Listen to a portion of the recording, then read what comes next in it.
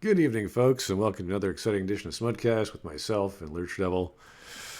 Whoa, boy, this is going to be a fun one. This just got to my attention like a few minutes ago, so we ran to our computers and said, okay, we're going to cover this. Now, in case you can't see the screen, if you're listening to this in, I don't know, your car or wherever you are, there is a thumbnail of our man, LIteratureDevil's avatar.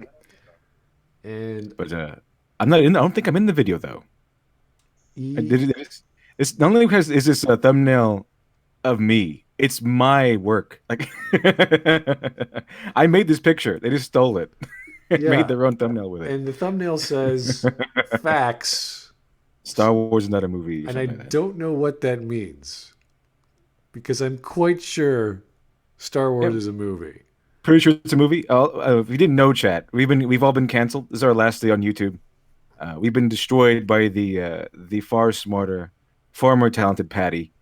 We So are destroyed. So this is our yeah, last. This is the last hurrah. So so after this today, we're gone. I think he's using or she's using reverse psychology, I guess, to say something which is factually incorrect but stating it as a fact. I think that's the idea or premise of the video, that objective critique does not exist, even though you say it does. I think, but I Mhm. could be wrong. I don't know. I've only seen a few minutes here and there, and I said, okay, we got to cover this because it's just so good. So I think we're ready to go. Let's get going, man.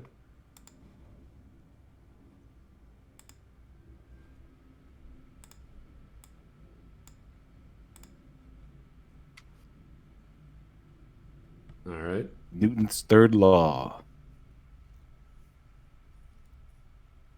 The volume is on.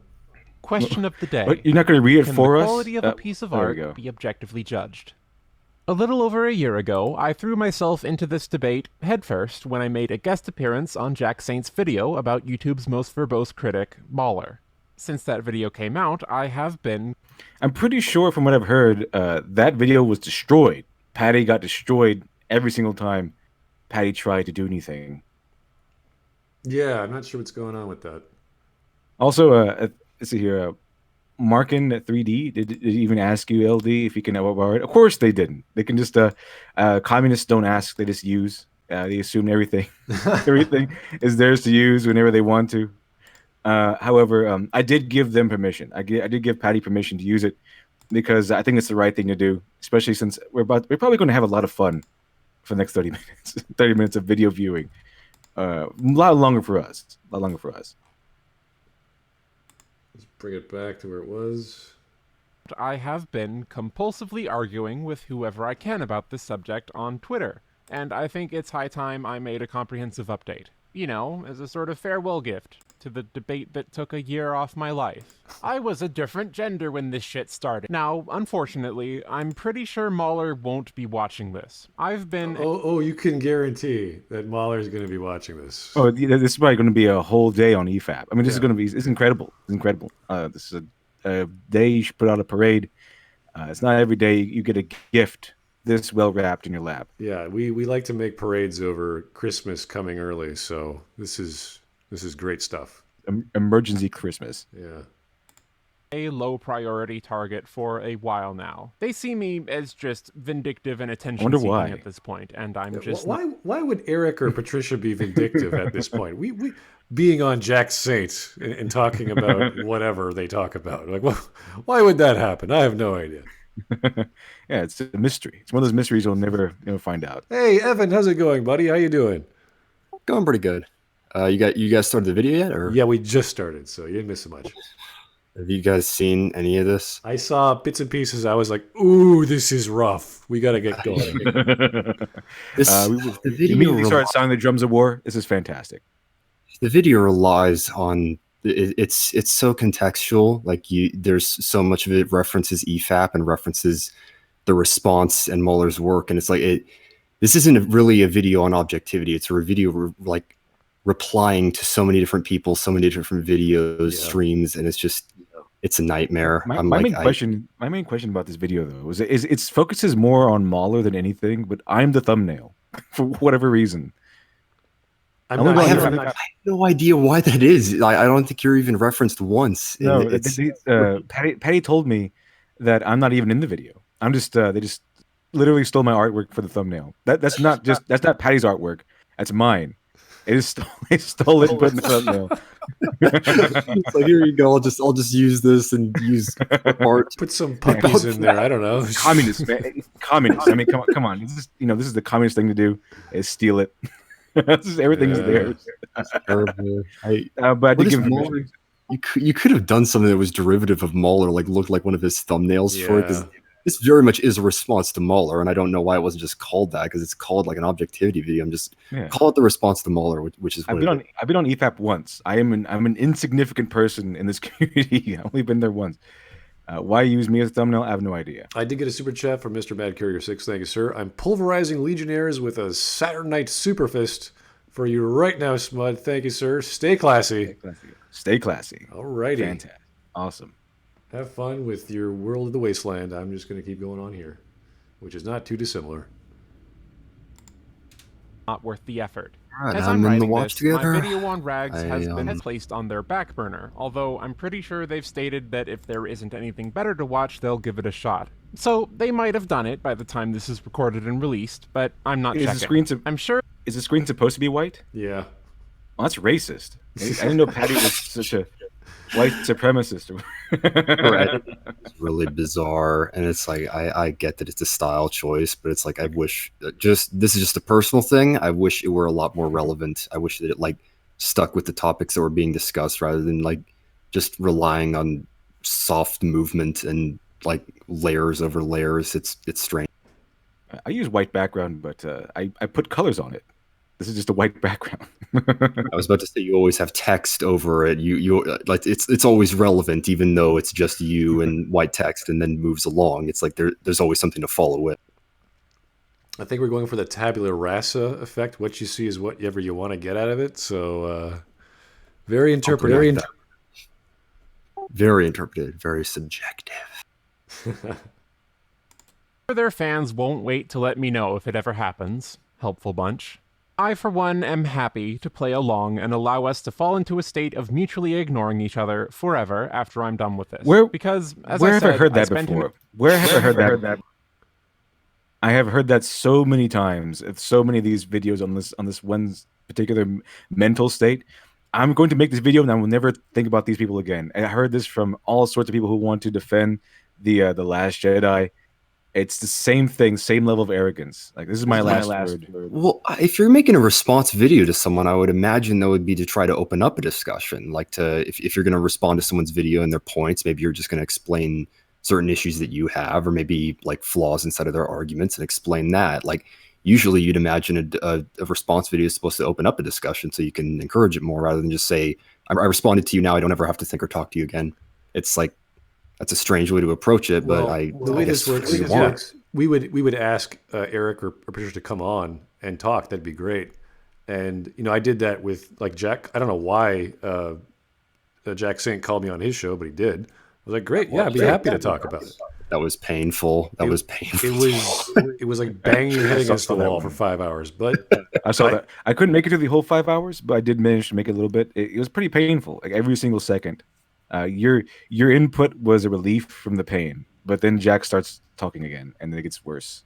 Yeah, I'd be game to talk to them, but just from my experience, man, I've not had good experience just interacting with them. Like, even on Twitter, it's just conversation isn't very productive. But it's like I'm just there. It doesn't seem like it makes much progress, and their points are difficult to put across. So. Yeah, everything's interpretive, everything's subjective. There's no possible way to understand objects. They're just nature. You have no way of understanding the object this other person has created. There's no other comparison between someone making a basketball and another person making a basketball over the years. They're all alien objects to us. We can't understand them. There's no recipe. There's no standards to follow. We can't figure anything out. Nope. It's just everything is good. Everything is awesome, like a Lego movie. And critics are useless, and they don't exist. Entire year trying my best to understand all sides of the debate over whether artistic quality could be measured objectively, and the answer is a bit more complicated than I originally thought. Now, the difficult part that I hadn't quite comprehended back in last January is that what it means to say that art can be quite set in stone. After all, when we say objective in normal conversation, we aren't always talking about immutable absolute truth. Yep. Naturally, this means that every time I argue about this, it seems the definition has changed. Maybe it's No. because my opponents have been moving the goalposts. Maybe it's because... Oh, that's beautiful. Accuse us of moving goalposts. That's amazing. We're the ones moving goalposts. Okay. The subjective crowd. No, you guys move the goalposts for objective definitions. Like, what? The subjective crowd, there are no goalposts. It's just everything is good, everything is right, everything is wrong. You know, it's possible to have standards for, let's say, science fiction genre, and you have different ones, but it doesn't mean yours are any less accurate than mine. You just have a different perspective, but we're all thinking it in terms of what is a story with these elements in it. And they could be completely different, and they could both be objective. That's how it works. I was about to say she's going to get into genre here, and it's this will be an interesting jumping off point for discussion. I'll tell you that much.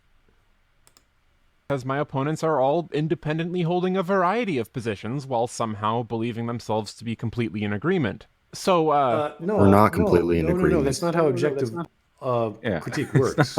No, everyone doesn't agree with each other.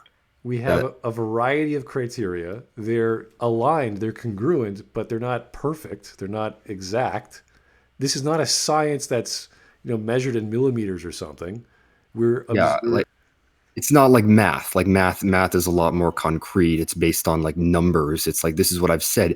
If art were completely objective, there would essentially be correct answers. There would be a correct answer for a film. You could bring it down scientifically. It's like, it doesn't work that way because there's always some elements that don't quite fall into place. There's going to be certain things which are not like completely definitive. It's a little bit difficult to measure, but you can measure certain elements. That's for certain. Right, and their definitions of the term, they take the hardest version of the word objective without actually reading the rest of the definition and saying there's other ways to explain what objects are and what their function is and why that can be expanded upon in the arts and the sciences, etc. Like, you go to post-secondary education to develop this mindset of what is true and what is false, and use tools like logic and reason and evidence in every discipline, even art. And if you don't think there's a proper way to paint frescoes, for example, in the Renaissance style, well, there's a whole bunch of teachers that know the exact same way how to do that, and their methods might be slightly different, but 98% of the time they're going to be exactly the same because they know how to do it. So am I fashionably late as ever? Hey, how's it going? Hey, Shani. What was your question? Let's keep going because we're going to be here for a while. We are going to be here for a very long time. I was in the middle of watching a movie with someone, and then all of a sudden I just saw my Discord, and you just already... You should have stuck to your movie. It's better use of your time. This is not No, going to we be finished. anything, We by the finished way, it. in case- We finished. All right. Well, anytime you guys want to leave, go right ahead because this will take some time. I'll stay. I'm pretty sure the only course of action I'm I can take fine is to with just go through kicking all of this them. dead hole. One last thing. Do you have I'm apparently a bit too loud. I'll turn down my game. Yeah, do you have the the watch mic. together link there, Shiny? It's in the chat. No. Just scroll up. a There we bit. go. Okay. I'll just... Oh, yeah, I've got it. Okay. Let me just scroll back a bit. So is this better? Yeah, there you are. Okay, let's go. A variety of positions while somehow believing themselves to be completely in agreement. So, I'm pretty sure the only course of action I can take Oh, I've got is an to error. just I'll have to go reload. Can we get examples of these the so-called variety of positions? You just lay that out there, like we're supposed to know what they are. Yeah, like I'm all at these- 0. I'm at 0. It's 218. I'm at 218. You there, sir? Things, if I touch it, then it's gonna move everyone. So someone has to move it to where it is, right, All right, let me do that. and it'll jump me to there. There you go. all of them. Just One loading. last thing before we start. At no point in this video... I don't will love watch together. It never works when an error occurred. But I think if this part would benefit if Patty went ahead and said, "Oh, look, this person who says they're objective believes this, while this person who says they're objective believes this," which is totally the opposite. I be arguing from the position that humans aren't truly capable of objectively There you go, I'm at observing the 2 world in minutes the 20. first place. It's Now true, 2 minutes 30. but I firmly believe that the discussion about art criticism specifically isn't about this, and philosophical discussions on the nature of perception. So the thing is, Patty's position is that people and human beings aren't capable of being objective on anything. There's no such thing as objectivism in anything, apparently. Well, I think that she, from what I remember, I think that she's saying, for the sake of her argument, she's going to say that reality exists. That like reality is the way that we perceive it. Which I'm like, I'm glad we can agree with that. Yeah, can we prove that reality exists? We're people all in a argue matrix, that, okay? ironically, and I'm like, I'm fine with arguing that, but when it comes to discussions on a film, it's not a very useful position to take. It's not going to benefit the discussion if you're arguing that reality is the way it is. I have no idea. I have not really looked at a lot of Patty's work or anything like that. I just heard that Patty went after Mahler and Mahler obliterated Patty. Let me go ahead and guess. Does Patty like The Last Jedi? She does. I think she said it's her favorite. Yeah, I'm about to say, does Patty like The Last Jedi? And is it Patty's favorite movie? Yeah, you answered my question, so I'm not surprised. Just go ahead and come out and say, yeah, I'm pretty sure this person's a Last Jedi defender. Here's a Same super exact chat arguments. from Lord Captain Commander Dunn of the Queen's Guard. A book recommendation. Okay, thanks for the book recommendation, sir. Is either The Young Dragon Lord or The Parian Chronicles on Amazon. The Parian Chronicles is a finished trilogy. It's very good. I will write that down and I will give it a gander. Thank you, sir. Always nice to get some shout outs from various products of random nature about books. I do appreciate that. I like that when it happens too. It's great. Let's keep going. Anytime. Perception generally serve to distract and obfuscate the actual point. For the purposes of my arguments, perception is reality. Okay? Okay. Glad we can agree on that. We've heard that before too. They all have the same arguments. That's pretty much, esse est percepi, not in the sense of the empiricists of Bishop Berkeley, but yes, we do agree that we need to perceive things in order to understand they exist. Yeah.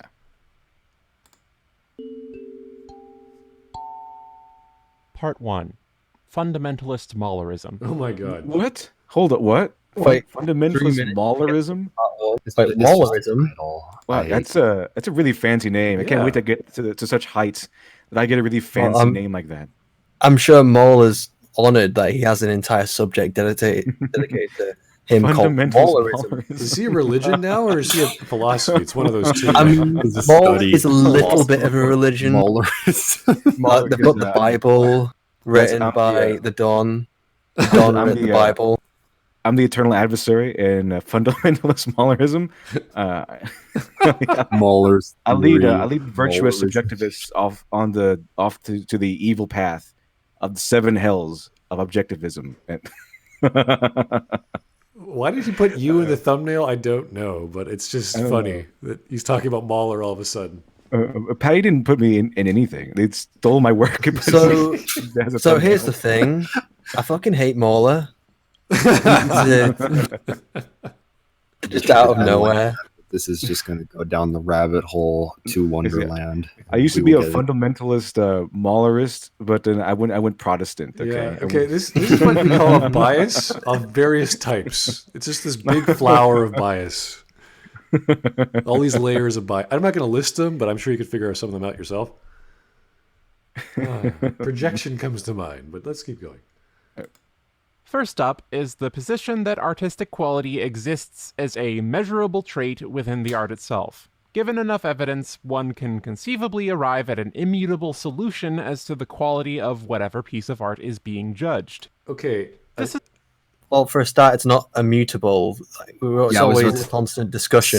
I think I agree with that statement, except for the word immutable. I think that statement is relatively accurate, but immutable is the wrong. I didn't like the word solution personally. Art appreciation is not some sort of formula. You can apply elements, yes, that are bad and say this should not be there. But once all the elements that are bad are gone, what you're left with is something unique. And it's the summation of all those elements. So you're not trying to solve a problem. You're not trying to say, oh, this is now aesthetically pleasing. This is now aesthetically applicable. I can now enjoy it. I can now go, this is now the way it should be, whatever the heck that is. which is the beauty of art, because The you can way- make whatever. The way we've always kind of, I guess as a group, with the kind of consensus we've generally came to, is that being objective isn't being factually right. It's just, being able to reference something and come. So, like, the main idea is that we reference something and explain why it is good. So we say, this movie is bad, and then we reference why it is bad, and then someone else will argue with another reference, and they'll say, okay, well, maybe it's not quite as bad as that, or maybe it's good because you're missing information X, and then it'll be a constant discussion trying to come to the conclusion at the end, and that even at the end, that's still not immutable. It's just the end of that one discussion, and the discussion can continue on and on. It's honestly one of the things that makes art interesting, and it's something that brings quality to art, because we can all agree upon certain things, like, a good movie doesn't have plot holes, a good movie doesn't do this, it doesn't do that, a good movie will have characters who are interesting or relatable or something along those lines. The Yeah, best not- thing And we can all agree. the best thing we can say about having a formula or something that's immutable is like very generic ideas. So let's say genre. So science fiction has to do with science of some aspect and mankind versus that quandary or problem. But we don't say, well, a science fiction has to be about time travel. It's like that's very specific kind of science fiction.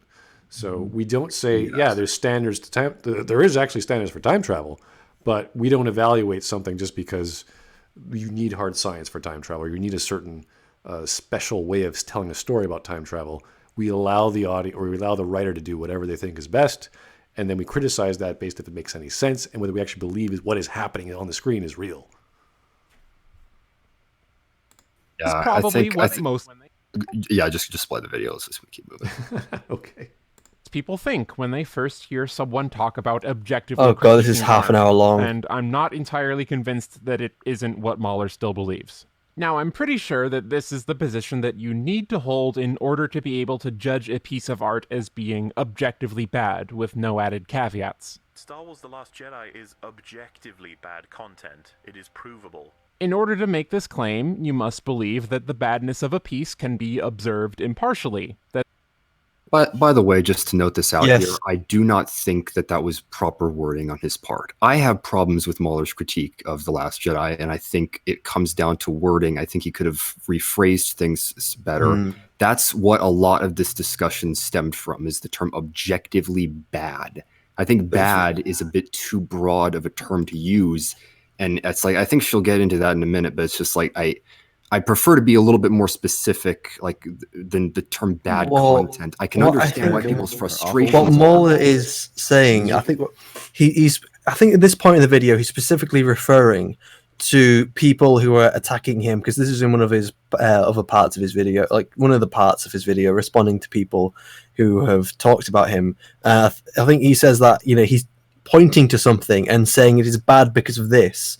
And the fact that it is there is objective, so you can't, you can look at the film and you can point to it and you can measure how bad it is based on these points that he's talking about, and that is being objective, and that is the way I interpreted what he said. Yeah, and I think what he's referring to is the argument about themes, and how themes will make a film better, or they rise above certain plot related flaws. He's saying those themes don't influence his points, and that's kind of what the purpose is. I think the trouble is people isolate that to the term objectively bad, meaning the film is bad. And I also think that means a lot of people take away from that the film is purely bad. It's irredeemable. And it's he did not say that either. And that, again, that's my trouble with bad. Bad is very broad, especially when you're talking about a film. You could be a lot more specific. And I'm I understand people's issues with the statement, and especially when it's in isolation, but he was specific inside of his video. And if you watch it in context, you'll understand what he meant more. Right. And this was during a 3-part series, I believe, where he goes into so much detail and then he says something like this. So Yes, that's right. So you have It's in his conclusion. Yeah, you have to listen to the whole thing. So if you can nitpick something to death and you can say, okay, these nitpicks are not very important. But if you have hours and hours of observation of why all these nitpicks are bad, hey, you know what? That's probably not a perfect sphere. There's something wrong about this globular object, which is supposedly a sphere, might be more of a cube. Who knows? That's why you make all these observations, and that's what Mahler has done. So I have no problem. The thing is, when it comes to Mahler, I think that he's a lot of the time he is very on the ball in what So he says that this is bad, and he explains why it is bad. But I think, as Evan said, it is sometimes his wording that doesn't quite fit with how Patrick Willems and everyone look at people like Patricia Taxxon here. They take that, they hear the word objective, and I've said this before, where there's some people have a knee-jerk reaction to like, oh, you're saying that art is factual, and they hold the stance of, oh, it's purely feeling, it's only about how art makes you feel. So Mahler altered how he said things. I think he definitely would come across more to people like Patricia Taxxon and all the other people who say art is purely subjective. I'm really interested. I'm really interested in this picture that Patty Chan has chosen to present us with. What is this artwork supposed to be? Like, why is there a snake in a ball? Why is there a random squirrel? I'm not a visual art guy, really. It's just so. Is this a significant art piece that Patty Chan has decided to present us with, or is that just like Patty Chan's thing? Is this like her pseudo avatar? I might be thinking of someone else, but I remember. I think it was Patricia Taxxon's, in one of the videos, they had a scout in like a painting of a scout that they zoomed in on. I think that was her avatar back then, and then like she's changed it ever since then, like to the new one. I think that's what she uses as her icon now. So it's I don't think this is that. I think she uses different things throughout, but yeah, I have no idea. Like I said, for me personally, when it comes to editing and videos, I prefer visuals to be a little bit more relevant than just fades. It's like, it just feels like visual distraction to keep you from getting tunnel vision, or maybe to give you tunnel vision so you see into the video. I have no idea. Jumping back, but by the way, one thing we can talk about this, obviously, because this video is all about objectivity, quote unquote. I've talked to this about a lot of people. There are a lot of people who I've discussed about the idea of objectivity. And Shiny, you mentioned this, the idea that like people have the knee-jerk reaction to the word objective and like the way that sounds when talking about art. An alternative that I've suggested is the word normative, like relating to standards and standards being achieved, because that's something that we talk about a lot. And I'm like, I think that word, I think people would have a lot less of an issue with, because that's something that I think is very important when it comes to discussing how things are flawed, is to establish some sort of a standard. So, like, for example, a film with no plot holes, and then plot holes that's true, but break that standard. But if they can accept other perspectives, like feminist perspective or sexual perspective on interpreting art, which you can do, and I've done that before in school, then they should have no problems in accepting objective standards or objective lenses. And, yeah, exactly. And if you look at the actual definition of objective, it's like not influenced by personal feelings. Well, I think that's something that was inside of their response video. I saw most of that, the response that they did to the EFAP, the Jack Stanton hit and Patricia Taxxon's like response to the response. I think that's something that Jack said, is he wouldn't have a problem if Mahler just said this is just his subjective lens, like quote unquote objectivity. It's not objective. Like they want Mahler to bend the knee to the fact that they think there's no such thing as objectivity. They would be happy if Mahler said, yeah, he's wrong, and there's no such thing as objectivity. So yeah, they'd be very happy if Mahler just agrees that he's wrong. I think so too. One of the things that this might stem from is the idea that they don't like what Mahler is saying, so they don't like the fact they want to be able to categorize what Mahler is saying as purely opinion. So that means they can just ignore it, put it on a shelf, and it's not real. It's just his. That's all. The trouble with that is then people try to attack his arguments, and they realize, oh, he actually poured a lot of effort and knew what he was talking about when he went in this movie, and has like evidence to back up his claims. And that's the trouble. That's why they go after the straw man and the odd word. Yeah, that's why the odd statement where he's not quite as hard on. It just, yeah.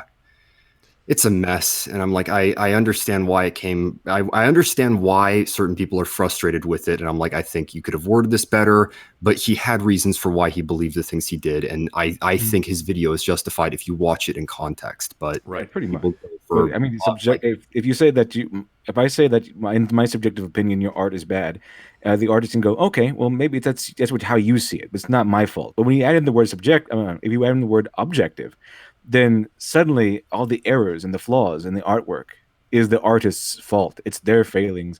It means they're imperfect, and that's something an artist usually cannot stand, because artists tend to be very sensitive. At least the beginning artists, like the one who hasn't had that much experience, and people critiquing their work. Yeah. It tends to hurt a lot more. It if you all don't comes have down to the person liking the art, you saying, look at all these objective truths, look at all these bad elements. And that will change. That will make them angry because they love that thing. This is a great thing. Why are you bashing this thing I love so much? And they can't accept the fact that there could be flaws in this thing they love so much, which is And you have to keep reality. in mind that when we say Last Jedi is objectively bad, and point out reasons why it's bad, you have to also keep in mind that not even the defenders of Last Jedi can really defend it, because it is bad. They go into, we saw the other day with the last stream, and their defenses tend to boil down to bashing the original trilogy, bashing Luke Skywalker, or putting together headcanon and looking to the metaphorical and the meta narrative of everything, and basically everything else that's not in the movie itself, just to justify how good, quote unquote, good the movie is. But they can't really point to things actually in the movie itself as to why it's good. And here's a super chat from Punished Berserker. Thank you, sir.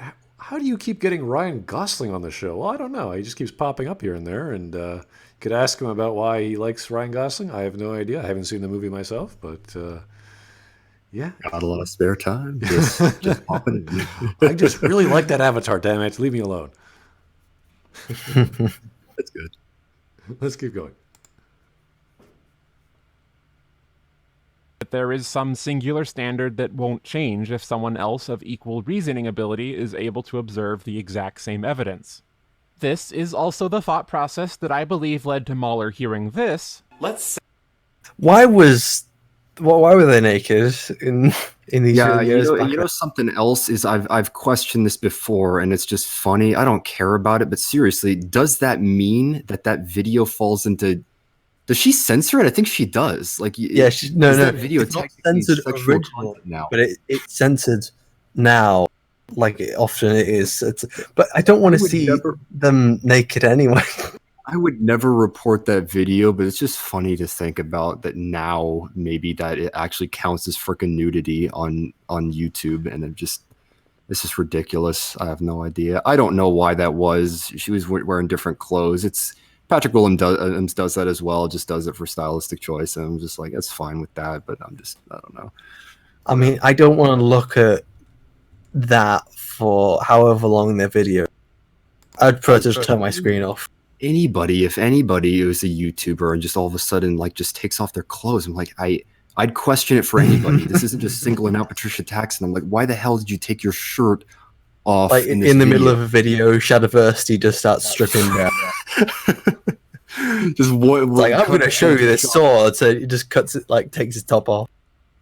I don't know. Whatever. It's a style choice. Let's move Not an I don't know, argument some tactic people- that's effective, people. Don't Like, ever do okay, it. so for some people it can work. You know, if you have an extremely good body, like I was just watching Aquaman. You know, not good film but fun film. Jason Momoa has his top off like half the movie, and it works because he's actually got a freaking good body. And if Patricia Taxxon had a good body, then I guess it wouldn't be that bad. But it's just that it's a less than average body, and it's very unappealing. It's not very appealing to look at, which makes it a bit disturbing. Anyway, let's keep going because this is obviously veering off course. Knife disappears mid-swipe. Where did it go? And you're right. You're She does censor absolutely herself. right. That knife it's gone. It was there and now it's gone. Well done. You're very observant. But if we were using the word correctly, the objective statement would be that the knife is missing. You haven't actually said whether the film is good or bad or well made or poorly made until you can say why this knife trick made. So first of all, No, like but she'll show she'll show the I was example there, but I agree that the objective statement is that the knife is missing.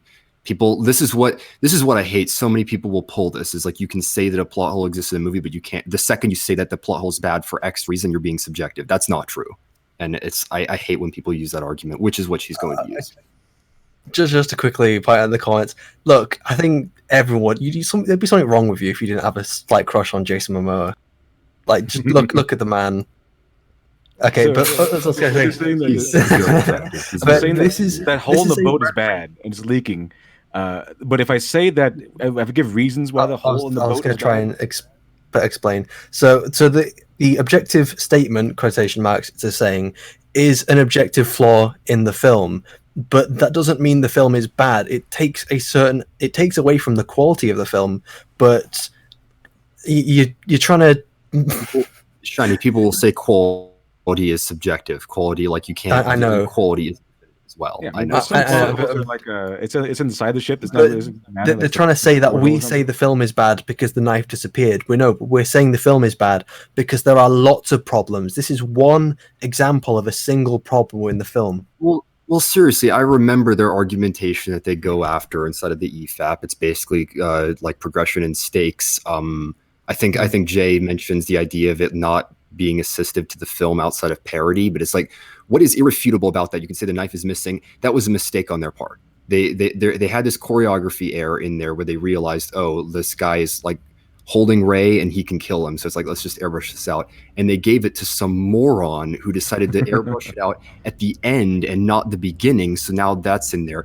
That wouldn't even be as big of an issue as if it disappeared in the second half, but they left it in. So it's a mistake on the part of the filmmakers. That's a mistake in the movie. And it's like what does it affect? Is the question. It's so many mistakes because it's not just that they've airbrushed it out at the wrong moment. It's the fact, even then, if he doesn't have the knife in his hand, he still has another hand in which to punch her, grab her, do anything. And the choreography is just so bad, he doesn't do anything. Right. He just kind of stands there and lets not Ray just- just fucking murder It's him. not just him, it's also Ray when she lets go of the saber and it drops.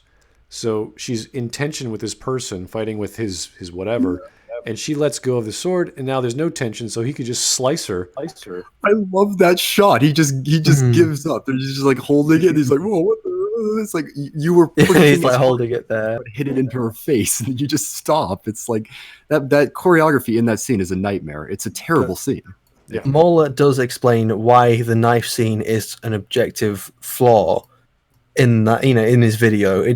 But again, as I said before, this one flaw does not mean the whole movie is bad. It just means that it withdraws from the quality of the film. I mean, some plot holes, like I said, are like windows in the ship or just holes in the ship that really matter. It makes the ship less of a cohesive ship, but it doesn't really matter. But there are other plot holes that are in the bottom of the ship that it really starts to sink the ship, and especially if there's too many of them. And that knife one was kind of like the ones at the bottom of the ship, because if we saw that and it was kept in and we have to take it in, that means it's a plot hole that was damaging the story, because Ray should have died or gotten injured or something. The story progression was harmed by that plot hole being in there. Here's a chat from Punished Berserker. Ray didn't die because the knife disappeared. Yes, we all agree. She should have been toast at that point. Yeah, that plot hole switched the trajectory of the plot. It really, really changed it. That's why it was. Ray should have lost, but she won because of that plot hole. Yeah, different plot holes influence the film in different ways.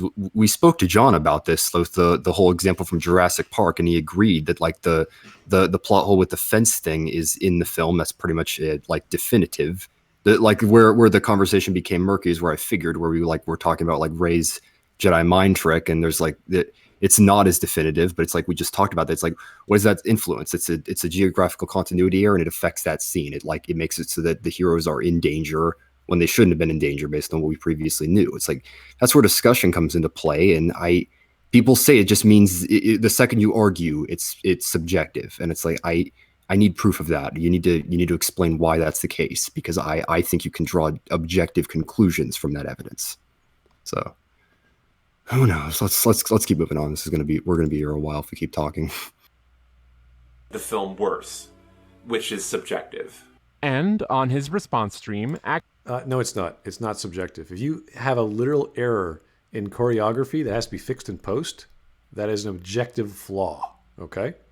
That's not how you feel. It's in the film. It's not my opinion. It's not how I feel. It's literally a fact.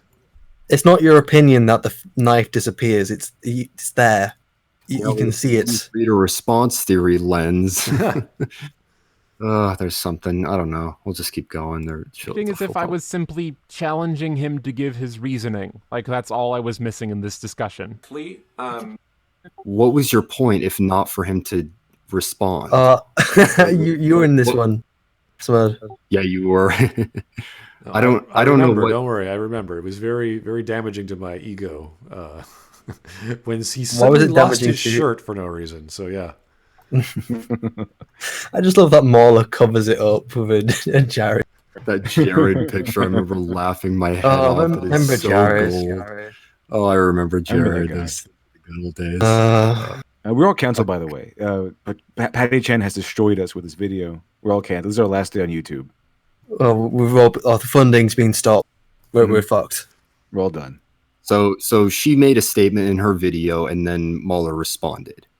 And she's saying like that was like the only thing he was there. I'm like, I'd imagine this is goes back to what I was saying about response videos. I'm like, when you make a response to someone, I would expect them to respond to you with either I agree with your points or I disagree with them, which is exactly what he did. He explained his reasoning. It's like, what else did you want him to do? Just say I agree. You're supposed to, from what I've learned, you're supposed to ignore it. They're supposed to yell at you and poke jabs at you, and you're just supposed to ignore them and let them say whatever they want. Because if you respond to them, you have no life, or you're too egotistical, or whatever. Well, yeah, that's what they're gonna do to us. And I'm sorry. Like, I know you can probably snip this out, but yeah, this is not going to be productive. They're just going to tweet about this and say that we responded and we did X, Y, Z. This isn't going to build any more conversation.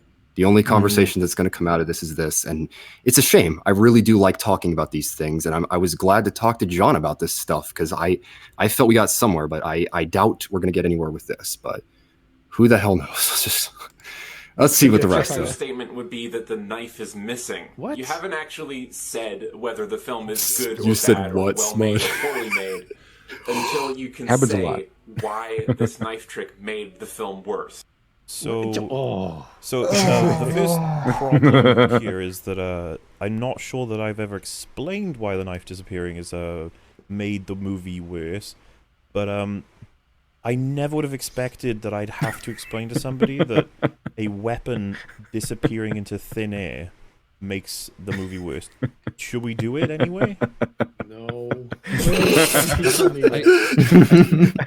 I'm with Mahler on that one. I cannot believe. Do we need to explain this?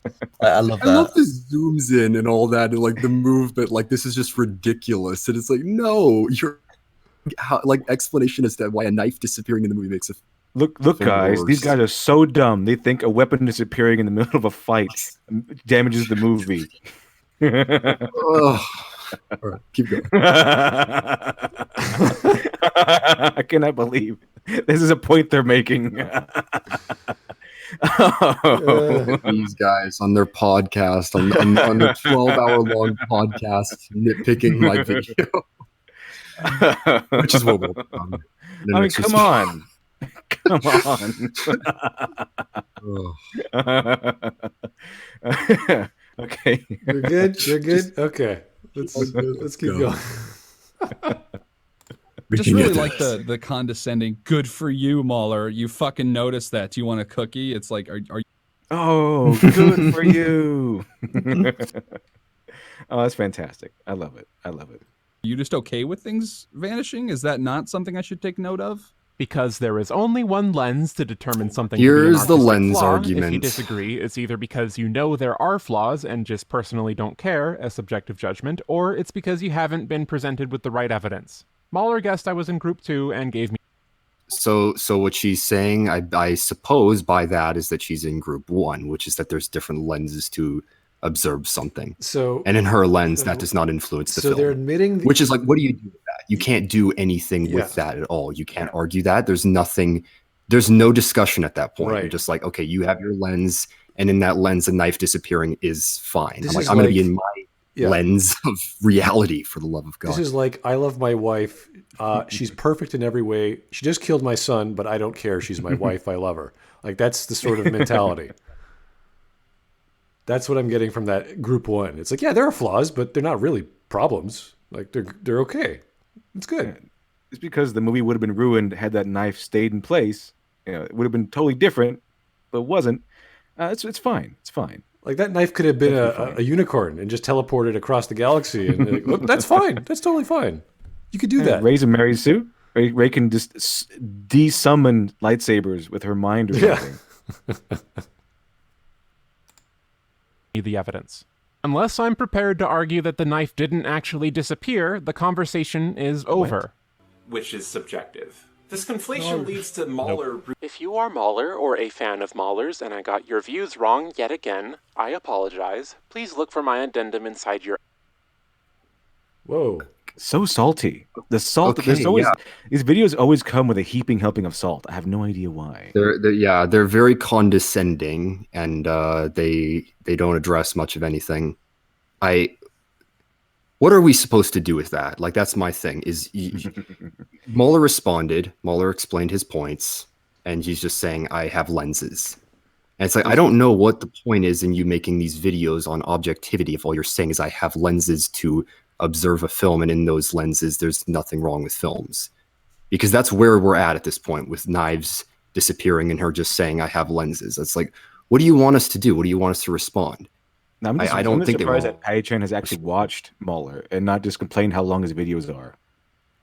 I think she did that. I don't think Jack did it. I still don't believe to this day that he gave him any benefit of the doubt. I think she watches these things. It's just that they don't take anything from them. It's like, Yeah, we can talk to Pat. Pat is actually, we can communicate with them. Jack is on a whole other level, which is kind of, if tried that. If you want to come on, I'd be happy to talk with you. I really would. I'm sure we could have a good conversation, but just from this video, from what has been presented so far, I'm not seeing much in the way of conversation or even a way we can really respond. Just good to have some goodwill as well, like, because we're not trying to be adversarial or enemies. We're trying to have a discussion. We're not trying to belittle each other, and we don't want that. We just want a discussion, but unfortunately it has de-evolved. Yeah, seriously, that's something which I remember was taken a lot from the EFAP, is like the insults, like wolf subhuman quote. They use that a lot, and it's like, yeah, I try to avoid insulting people as much as I can online, because I get that people take it to offense. It's like, that's not the is purpose EFAP of and it this. is Wolf. Wolf has kind of stepped back on the insults, and he doesn't. Well, at least towards the end, he didn't do it anymore, because that was kind of the character he was playing in a sense. It wasn't really him. He was just doing it for comedic effect. Yeah, but that's not what we're trying to do here. We're not trying to insult you. The chat, we're not telling anything to the chat or telling people to downvote your video or anything like that. We're trying to respond, and if you want to come on, yeah, we'd be happy to talk with you. That's we're just trying to talk. That's all this is. But we know it's going to be futile as soon as they say stuff like that. So, but we'll accept them. We'll accept them. We'll be happy to bring them on. Yep. Let's move on and talk about lenses. This argument falls flat almost immediately if you consume art, even staying within the same medium to keep things simple, film for example. The entire concept of genre will make it obvious that no objectively observable element of a film can be objectively good or bad in all cases. Really?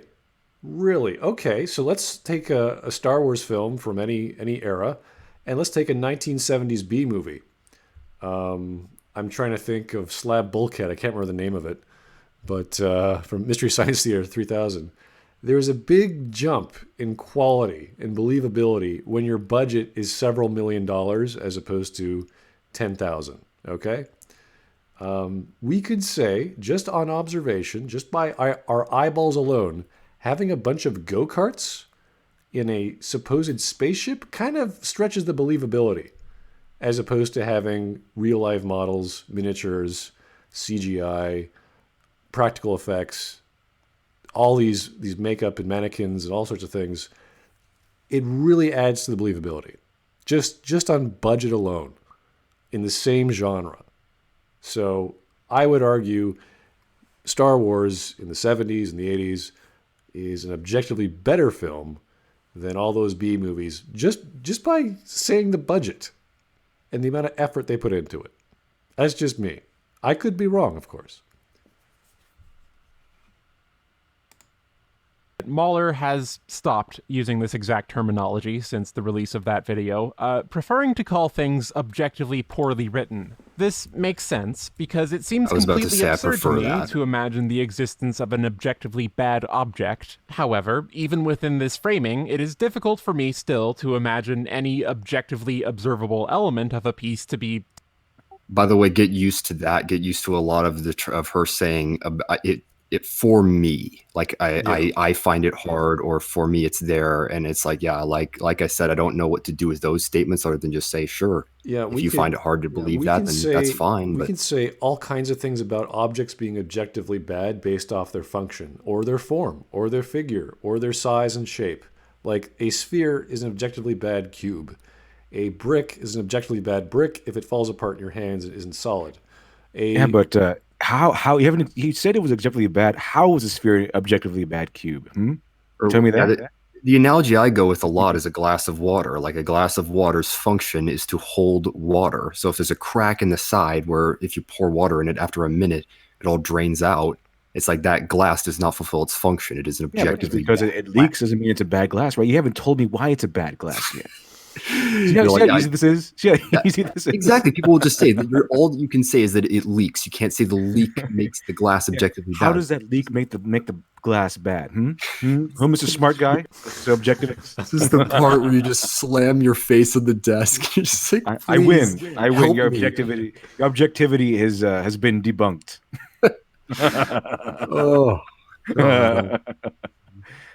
Fantastic. Deemed objectively in favor of the writing or otherwise in all cases. In the end, I don't see this as an especially great leap in logic. Okay, it is bold of me to posit that there are no standards that can be considered universal. What about a standard that is based exclusively on generalities? That seems to be how it usually goes. Yeah, that's what a universal is. It's very general. That's the point.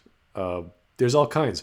Anyone want to pick a general writing standard that you've observed over the years, or maybe a movie-making standard or anything like that?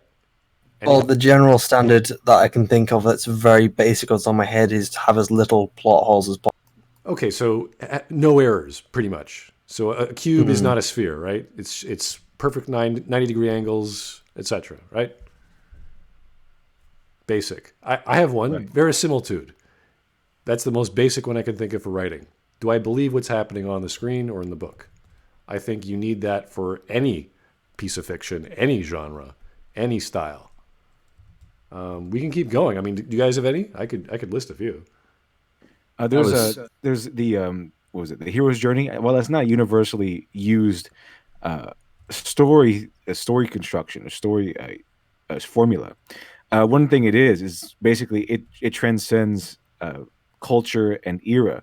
It's basically universal in the fact that it appeals to our humanity. And there's a reason why people like that. People like their heroes to struggle and to achieve something. So that's what we want to see in our heroes. We want to see them struggle and achieve. That's universal, and that's objective. We have historical examples of that from Jason and the Argonauts, from Scheherazade.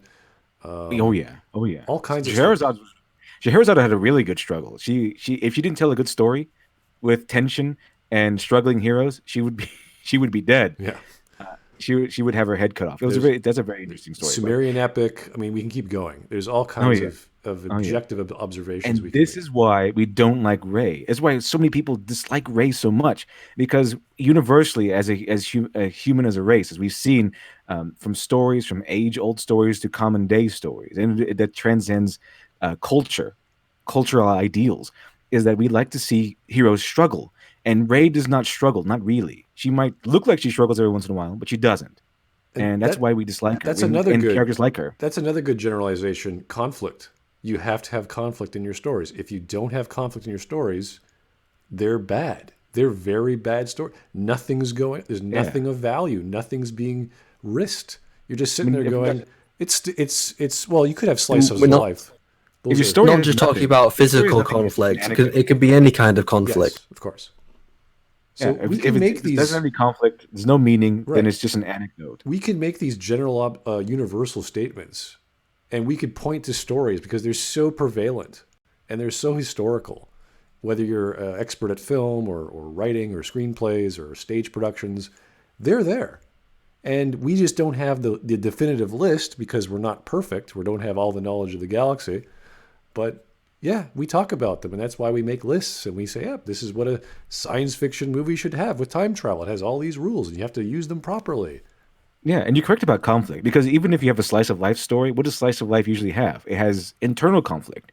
What am I going to do? What are my achievements in life? What do I want to do tomorrow? What am I going to do about this or that development in my daily life? Yep. You know, Conflict could be you, struggling with a partner. Could be fighting a coworker for a promotion. It could be absolutely anything. It could be struggle to achieve life dreams.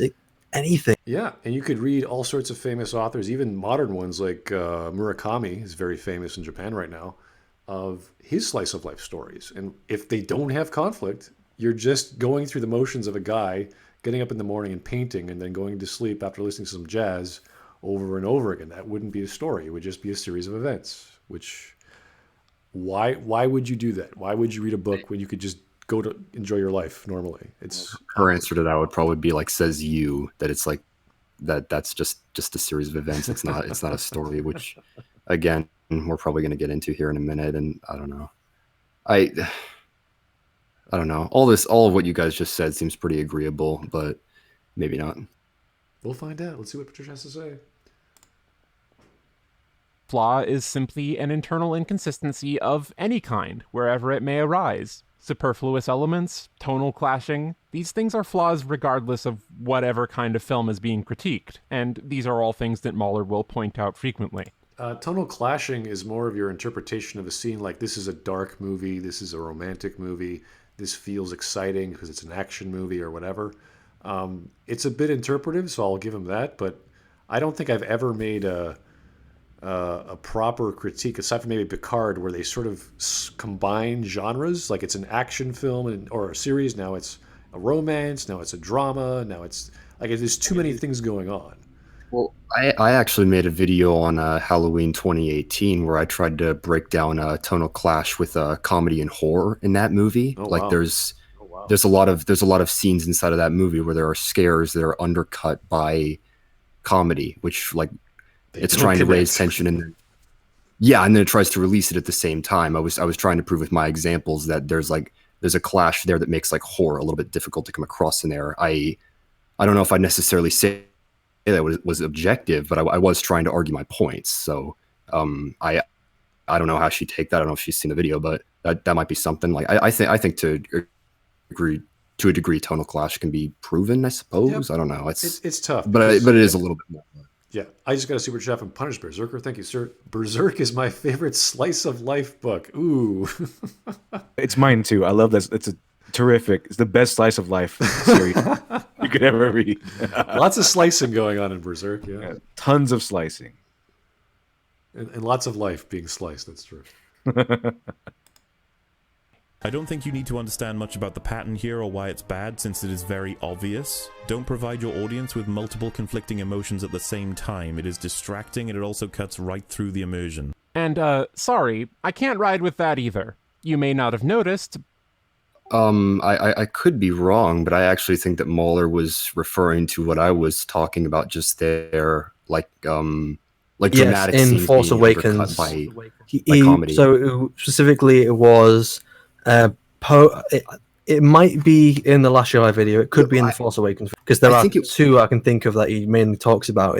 He's talking about jokes, and the joke is either in the middle, so the start of the Last Jedi, where it's the your mama joke, or it's the one that kind of just randomly happens in the middle of Force Awakens, which is less, it's not quite as bad as the one in the Last Jedi, where it's kind of like it's really serious. Kylo's just kind of stops a light beam in the middle of a blaster bolt in midair, and after going through this random outrage of this person he didn't, as far as I'm aware, he didn't know that much well. He just kind of got given the map, and then all of a sudden he goes from being really angry and that from the outburst to saying, "Oh, you talk first, I talk 1st." Mm-hmm.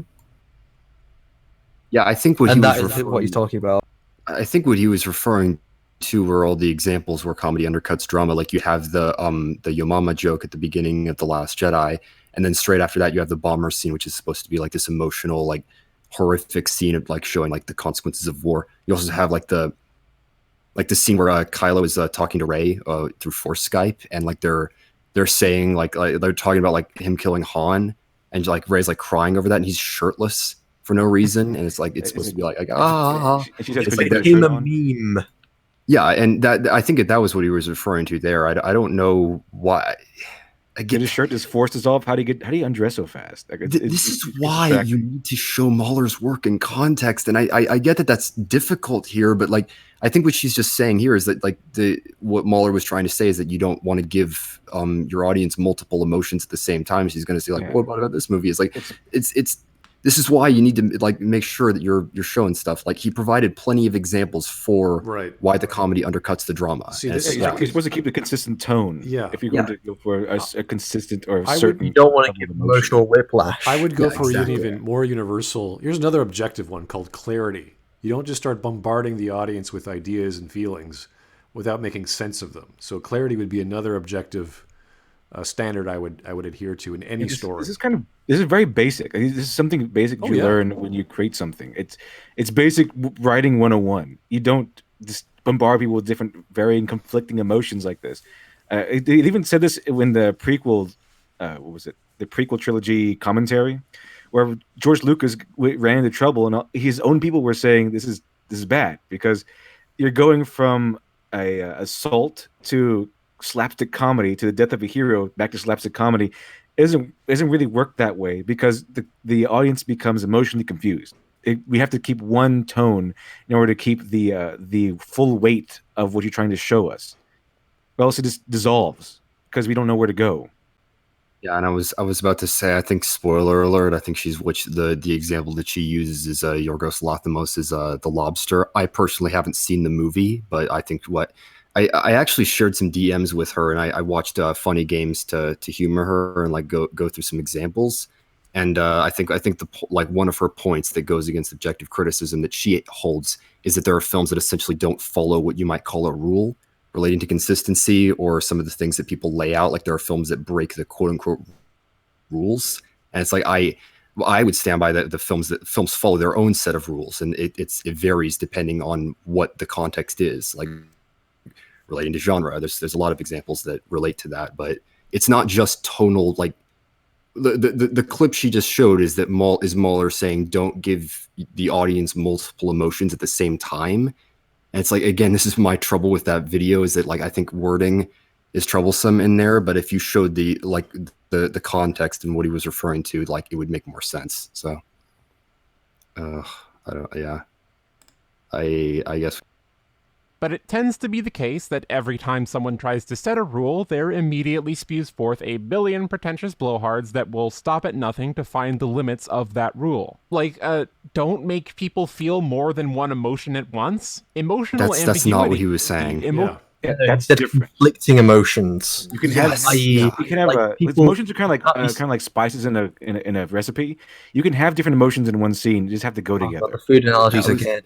I was about to say, like, I'm watching Breaking Bad with my younger brother again, and like that show gets very dark at points, but at the same time, there's a lot of comedy. There's a lot of dark comedy. Like Fargo is a great example of a dark comedy, a film that like has a lot of horrific sequences, but at the same time, there's this absurdity to a lot of what happens inside of that movie because it gets so ridiculous when by the time we get into the ending. It's not about having the audience feel multiple emotions at the same time. That's perfectly possible. It's just when there's a clash. Right. It's how you do it as opposed to what you're doing. We could look at even popular films like the Marvel franchises where it's a very oiled machine and they have successfully combined multiple genres, whether it's action hero and adventure and ensemble casts, etc., etc.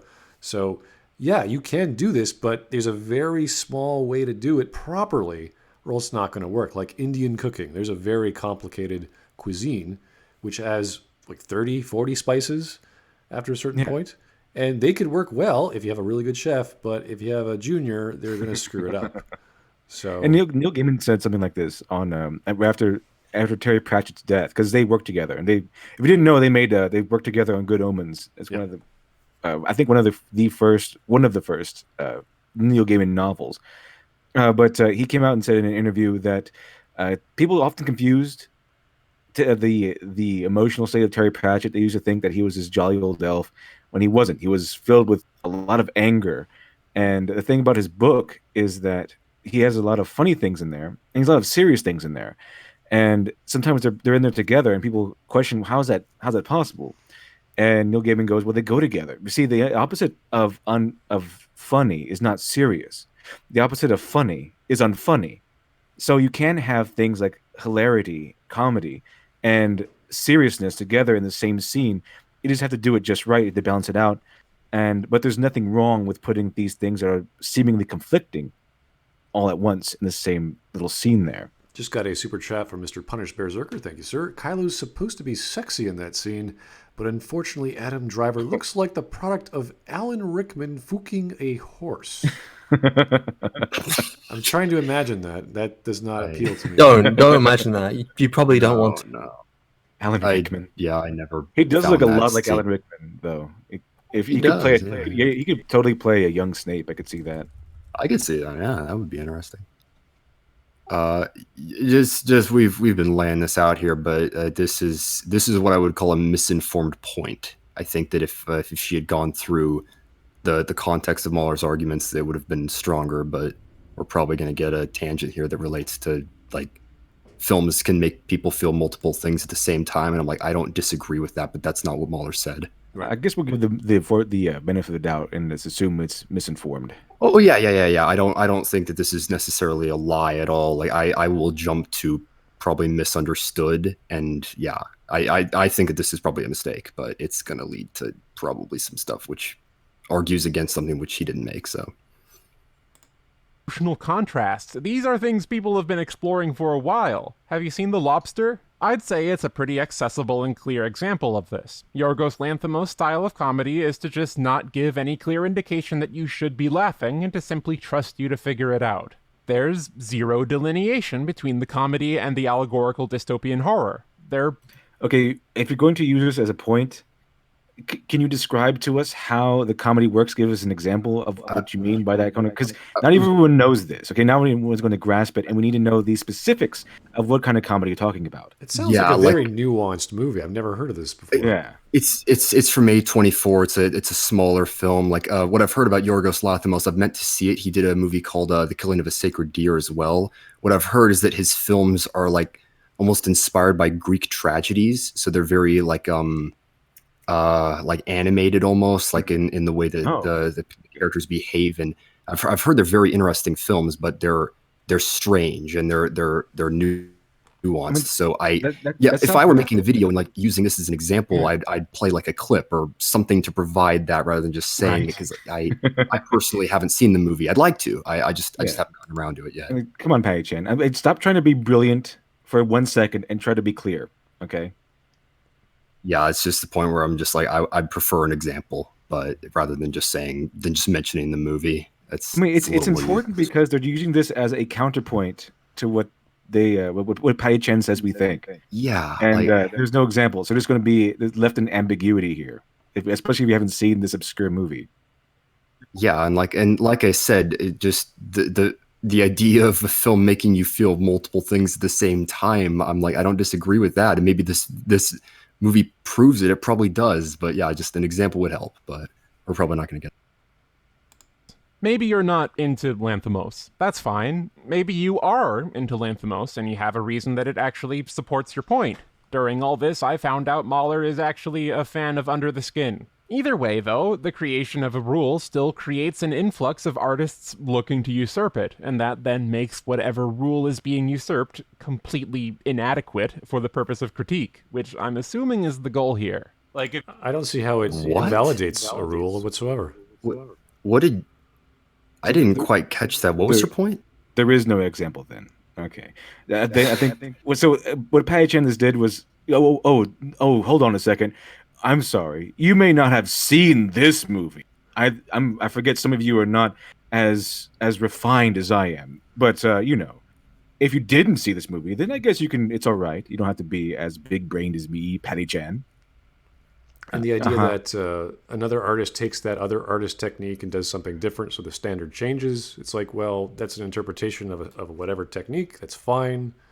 You can do that. That's when I look at James Bond films. I looked at Casino Royale. They take the standard for what a Bond film is. They twist it, so it's like there's no car chase, or the car chase lasts 15 seconds, and the car gets blown up. The gadget is part of the car. It's a defibrillator. All these little things that aren't cool. They're just there because it has to be a Bond film, but there's nothing that I like. There's nothing, where's this cool gadget that I want to see? You get films that can subvert rules in storytelling, or they tell stories that are like complex or like don't follow a lot of like tropes. Like there's nuance to storytelling for certain, but yeah, I think that's what she's saying, is that they're like, this is what I've thought for like a long time now, ever since I've heard her arguments, is that essentially I think she believes that objectivity doesn't exist because there's too many films which contradict whatever rule you could create. My response to that is that there's not necessarily a universal rule. It's all contextual. It's based on the films or the stories, whatever you're looking at. It depends on what's going on and what is trying to be achieved. One of the things you learn very soon. Oh, go ahead. Oh, that's it. No, that's what I was going to say. It's basically what the work is trying to do. Did it succeed in what it was trying to do? If it did, and you probably have a good movie, more or less, or at least it's a point in its favor. Just because it achieved what it's trying to do doesn't mean it was good. I'm pretty sure Ryan Johnson achieved what you're trying to achieve. Oh, yeah. What is Kennedy did? Those movies made money, so yeah, they must be good, right? It's a success. So. Well, one of the things there are certain, like, say, what we talk about here with James Bond specifically is not so much as a rule of a James Bond film. It's more, as you said, it's just kind of the norm, and it's fine to try and subvert the norm. And if you do it, it can go well or it could go terribly. That's called a risk. But just because you take a risk by ignoring a certain standard or ignoring a certain norm within a media, it's not good inherently. It just means that you're doing something out of that norm. Well, I honestly would recommend her video on Funny Games, the Michael Haneke's remake of that. Like I said, I watched that movie for the first time and then talked about the video and the movie with her a little bit through DMs. And in that video, she uses a lot of evidence from the film to talk about how the director subverts tropes of horror inside of that. Like, that video is, his movie is meant to be kind of a critique of the slasher formula and subvert a lot of the tropes that are presented inside of those. So that's what that movie achieves. And it's an interesting film to watch because you're like, this movie is going against everything. It's trying to like avoid using overt violence just for the sake of being grotesque. And it's trying to instead like stick it with the family and kind of provide horror through them and like what their experience. That's kind of what that movie's trying to achieve. So yeah, like there are subversive movies that I don't think that necessarily disproves objectivity. Like I said, I think it depends on whatever the film is. I've seen subversive movies. It just they still fall in line. They're just a little different. Yeah, exactly. One of the rules that I learned early on learning about writing is that we have all these rules to make something readable and legible and understandable and allow grammar to work, is that once you know how to do those things and you know why, you're allowed to break those rules. And that's when we learn about Chekhov and how his writing was so dramatic and so powerful. And one of his most famous ones, if anyone studies short stories, I believe it's called A Lady and the Dog, or A Lady and Her Dog. And when you read that, you're like, oh, this is another Chekhov amazing work, but it changes your perception of how the format, how the media, how the genre works. And that's the beauty of being a master like Chekhov. He can do things and get away with it because he knows how. It's the same with Hemingway. It's the same with James Joyce. All these greats that have come before us, and they know how to do it. Whether it was innate, whether they had some arguments, whether they hated themselves and ran away to a cave and produced genius work after that, who knows? But there are ways to break the rules. And there are, and then there are a million ways to do it wrong. So. Oh yeah, that's definitely true. And this part of the video, I think, is really telling that Patty Chan just comes out and acknowledges that a lot of people might not have seen or even heard of this movie, and then just continues forward saying, "Well, if you haven't seen it, then that's okay. It's one thing. If you have seen it, then you probably have your own conclusions," and then does not reference anything they just said, and it continues to use it as a point of reference to debunk the point they're trying to debunk.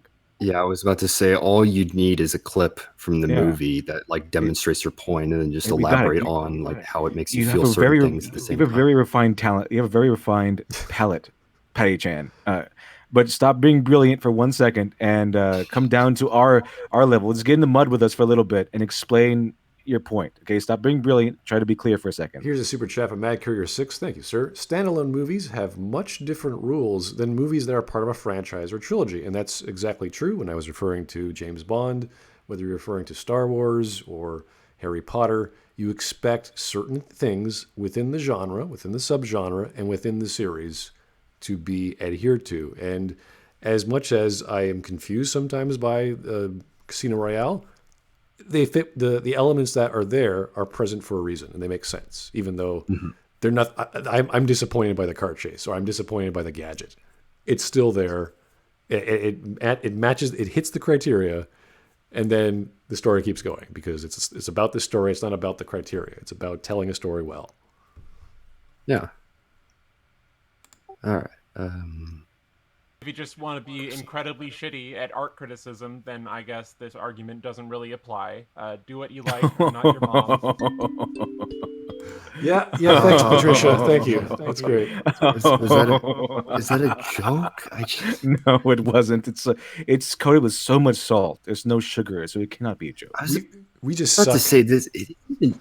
This is really passive aggressive. It seems it's like there's these jabs, and it's like I would be supremely disappointed if there was no passive aggressive jabs in this video. Well, that's the thing. It's treated like we're all unreasonable. We're like we're genuinely interested in your points, and we would hear out arguments. We're horrible. We're just wrong. We're just terrible. We're awful people. We're awful at everything. We don't know. Purely here to make fun of her appearance. What we're talking about. We don't know what we've been doing with our lives all these years. Even if we do know what we're talking about, we're awful for doing this. We're awful for having criticize people that we for hours on end. We're just awful for doing. We're just terrible people, guys. We're just terrible people. Because we do not agree with Patty Chan. Yeah. Oh. Part 2. Let's go. I love this. Part 2. The softening. Since it is obviously ridiculous to hold every piece titles, of 10 art out of to any 10. one standard, Hold on. a lot of people... Wait. Are we doing laundry? What's going on here? The softening? What is this? It'd be soft up on the jab. Just put some first it was fundamental in this argument. Fundamentalist Mahlerism, now the softening. Okay.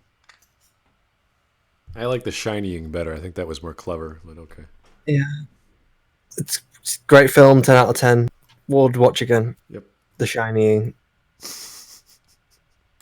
That position Please go to my and channel. instead posit that objective critique is simply the consistent application of any singular standard. If I'm remembering correctly... You know what? I agree.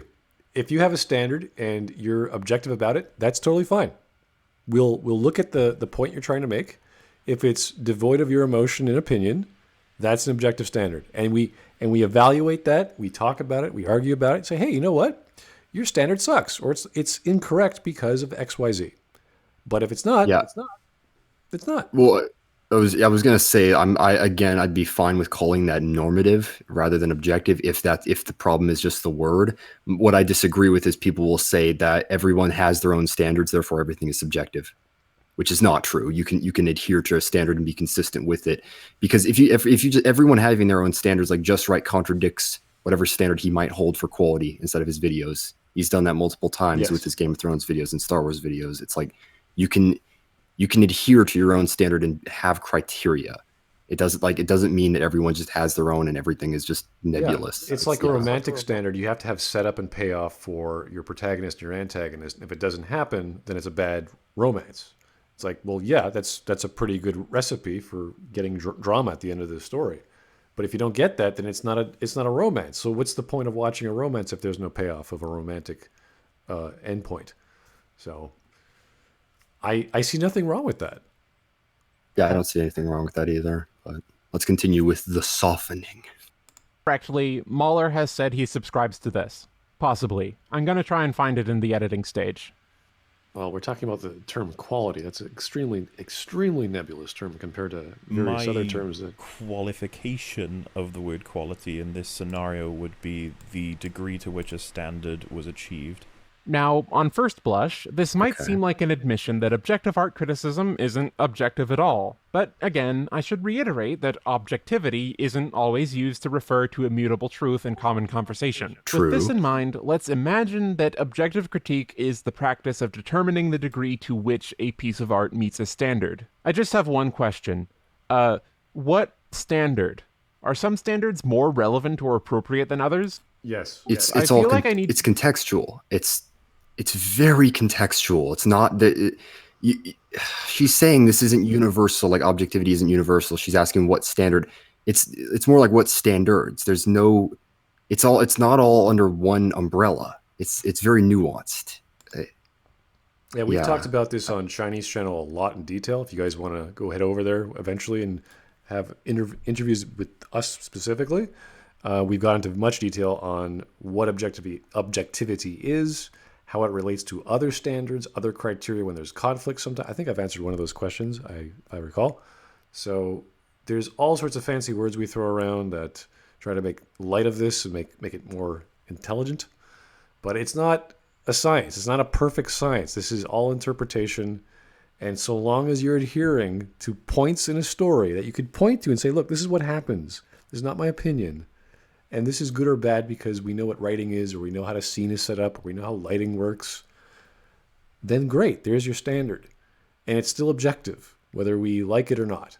So, Thanks for the plug. Please go subscribe. I do hope to have more videos out at some point, but a lot of events have been clashing right now, and it's been difficult to get anything out. But there will be more videos, I promise. all right, let's keep going. To assume the answer is yes, because if all standards are equally valid, then we've just decided artistic quality is subjective after all. And Okay, we're not saying that. We're saying, yeah. Yeah, she's going against that. She's assuming that people don't agree with that, which is what I was saying, is that people, I think Jack will say that everyone has their own standard, everything's subjective. That's not true. And I don't believe that at all. So I don't, and I think she's going to explore outside of that, which thank God. So Yeah, talking with Jack, that was like, I was trying to give the example of a teacher teaching something in one country and another one. It's like they're going to have different approaches, they're going to have different lessons, but they're going to come to the same end of how to write something well, which are standards of being brief, don't shit all over the page, have good grammar was basic one, be clear. I think I mentioned that tonight. So there are standards there. Once you observe them, you're like, oh, that's a universal thing. And that's not just for one genre, that's for writing in general, whether you're doing a screenplay, etc. So they're there. You may not be aware of them, but they're there. The same thing with objects in space. Certain spheres have certain radiuses or radii, diameters, weights, etc. These are observable facts that you could make an object be a good or bad object based on its criteria. Yeah, I've taken a lot of lessons in writing. I've had plenty of creative writing teachers. I even listened to a lot of authors talk about how they run to the process, what they come with, and a lot of they come from all different walks of life, and they come from different countries, everything. They've all come to the same conclusions. If you listen to them, from teachers to authors who have made it and who are actually successful, they all tell you the same stuff. They all give you a laundry list of the same exact things to do, more or less. And these people are successful, and these people teach it. So, yeah, like Smudboy said, they all have different ways of expressing things to you. They have different ways of coming to these conclusions, but the conclusions are ultimately the same. And we're just talking specifically for me about writing and my experiences, but it could be script writing, it could be scene direction, it could be makeup, it could be all sorts of things. an object, whose value is wholly decided by whatever arbitrary standard you apply to it, cannot be said to have measurable objective value. Why? And viewing art through this lens certainly wouldn't allow you to come to any conclusion as to a piece's objective quality. Why not? So let's go ahead with the idea that some standards for art criticism are better, or perhaps more objective than others. Okay. There's two ways to interpret this. To cover my bases, let's start by imagining there exists, somewhere, a theoretical best standard to judge art. Perhaps we haven't reached it, but given enough time, it can be reached. Now, the problem here is that we've circled back to the beginning. Instead of artistic quality being measured... We wouldn't have circled back to the beginning if any in those statements you'd provide a qualification and provided an example. You just said them and moved on and then said it's all a circle. Yeah, I think we can agree that we all have an opinion, which is our own opinion, and we may not be aware if it's objective yet until we ask someone. And they say, hey, do you think this is the same thing I'm seeing? And they go, yeah. They go, oh, really? You see it too? Okay, I guess I'm not the only one. And then we ask person 3, et cetera, and that's how we come to conclusions. So that sounds like we're doing an argument ad populum, but all we're doing is confirming what our eyes see, not whether that thing is good or bad. We then take those observations and we evaluate them with other observations, with other standards, and say, okay, why is the bomber scene in The Last Jedi bad? What makes it good? What makes it bad? Why does it not work? What does it work for you? And we evaluate that. And we come to the conclusion that the people who like it like Star Wars. They have no other explanation why it's good. They have no other explanation why such a scene is exciting. They just like Star Wars. It's an exciting scene because bombs are going off and people are dying and explosions and that, this and that. Whereas everyone else who looks at the scene going, well, these objects are manufactured very strangely. They're moving very strangely. They're not designed the way they should be operating, et cetera, et cetera. We see all these flaws. So that's how we get these standards. We make observations and we think about them. Do you remember the part of the debate that you had with Jack Saint where he suggested that he could interpret that scene as being farce and therefore the flaws are not applicable?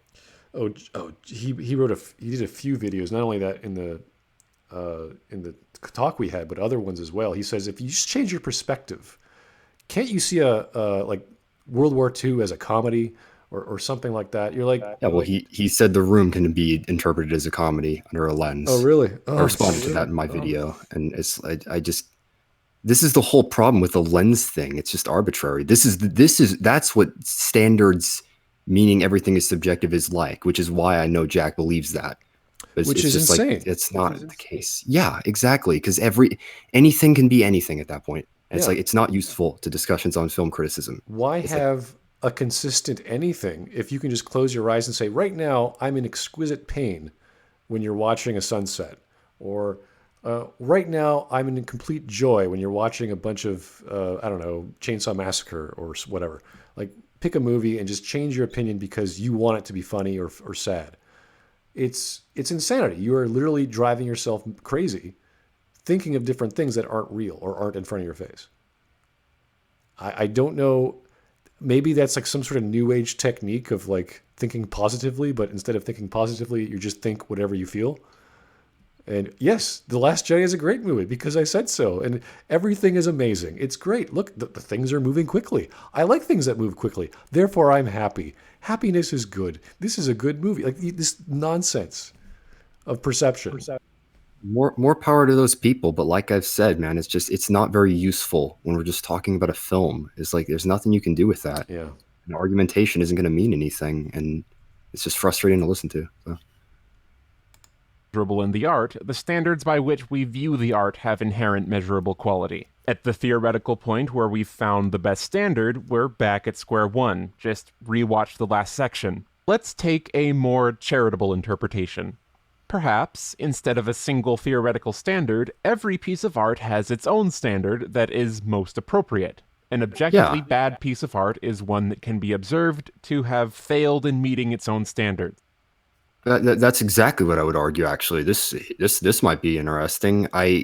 Someone mentioned this inside of the super chat, but like films that are like part of large franchises have like higher standards because of what you set. Like the Yoda using lightning on the island wouldn't be as big of a problem if The Last Jedi was like the first Star Wars movie. If there was no other films attached to that, the reason it's so bad is because it affects the other films. And it's something which is like, why the hell was this not in any of the previous movies? Like, why can Force Ghost just now introduce stuff like that? It's like you don't have those same type of problems as frequently in Knives Out, which is also written and directed by Rian Johnson. But there's also a few instances in that movie where it breaks its own rules. Like movies have their own set of rules, and like I've said a lot, it's very contextual. It depends on what is being achieved inside of the story and what the filmmaker sets up for themselves. Right. And when you don't have a history or lineage of these stories, you have to fall back on general observations or general rules that you yourself have for storytelling. Like, can I believe that a man can walk through a wall? Okay, no. All right. Can I believe a man can teleport with some mystical power? Okay, no. Then why can we believe that this is suddenly possible in The Last Jedi when they're forced Skype calling across huge distances? So we have context for the magic of causing things to happen, or the fantastical, or the scientific for things to happen. And once you already have laid the groundwork, you have to work with that groundwork. You can't change the rules unless you give sufficient detail. And that's all back to my general rule of verisimilitude. Is it believable enough? Can I wrap my brain around the world from what's come before? As you said, if The Last Jedi was the first movie ever, then we can go, oh, I guess this is how this works. Or this is the first time she's seeing it, and we're seeing Rey as we are experiencing the Force because we've never seen it before. That could work. Rip LIteratureDevil just died again. Ah, that's fine. It's a normal thing. He'll be fine. It wouldn't be the Smudcast if we didn't have one LIteratureDevil. You know what's really funny? He has enough money to buy a computer. He did buy a new computer. I don't think he uses it. Or at He least told me has it some- works. He's like, okay, well, keep it going. Well, buddy. wasn't there another problem with it last time? I think he's busy doing I think he's one of those heavy-duty multitaskers. He's constantly working while he's having fun. So I don't know. Couldn't tell you. But this is welcome to the Smudcast, folks. LIteratureDevil pops in and up like a little devil on your shoulder. He laughs a lot, then I don't know, he disappears for some reason. This seems pretty airtight at first, since my initial problem was that it's impossible to find a standard that is appropriate in all cases. This worldview posits that we can simply meet every piece of art where it's at and objectively determine the degree to which it achieves perfection on its own merits. Okay, I don't know where he's getting this perfection statement from. This has nothing to do with objectivity. This is bizarre. I'm not sure where that's coming from. Has anyone heard that once you have this objective criteria, you must achieve perfection or something? With your I analysis? guess maybe from the Borg. That's something the Borg would say. Yeah, it's very strange. I've never heard. Now that we have this golden rule, or this magical universal rule, if you don't adhere to it, you're going to be imperfect. I don't think so. It's a bit of a weird thing to say because it is very much based on the context of what the film is going for. Like, you don't put the same standards on a comedy as you do as, say, a Star Wars, because it based on the context and how big the film is, what came before it. You don't expect the same amount of quality of a short film as you do from a Star Wars movie. Kind of similar how we don't have the same expectations for the Orville when compared to a Star Trek show, because Star Trek has a long history of good episodes, and depending on what series and what episodes in particular, but it has a history, which means there is a standard for what they've already put forwards.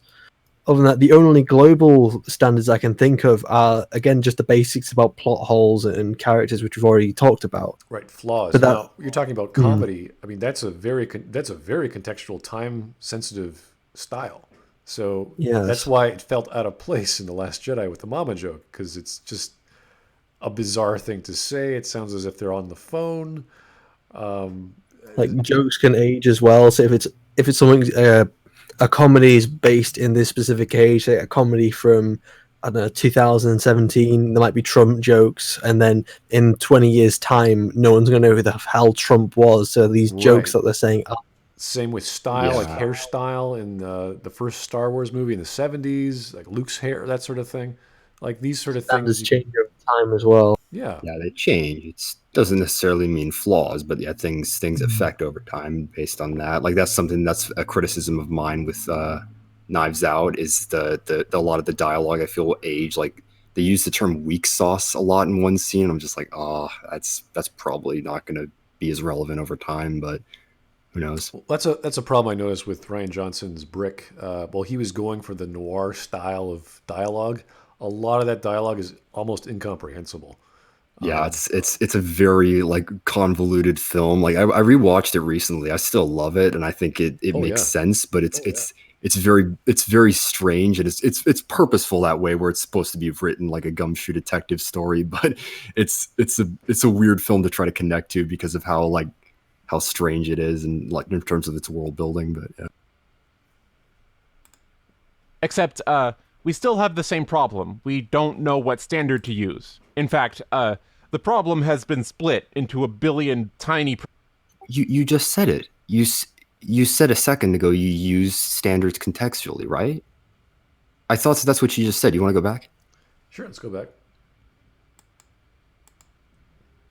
Cases. This worldview posits that we can simply meet every piece of art where it's at and objectively determine the degree to which it achieves perfection on its own merits. We're not saying Except, that. we still have the same problem. We don't know what standard to use. In fact, the problem has been split into a billion tiny problems, one for each piece of art ever made. For any given piece, by what process are we to determine what merits we're talking about in the first place?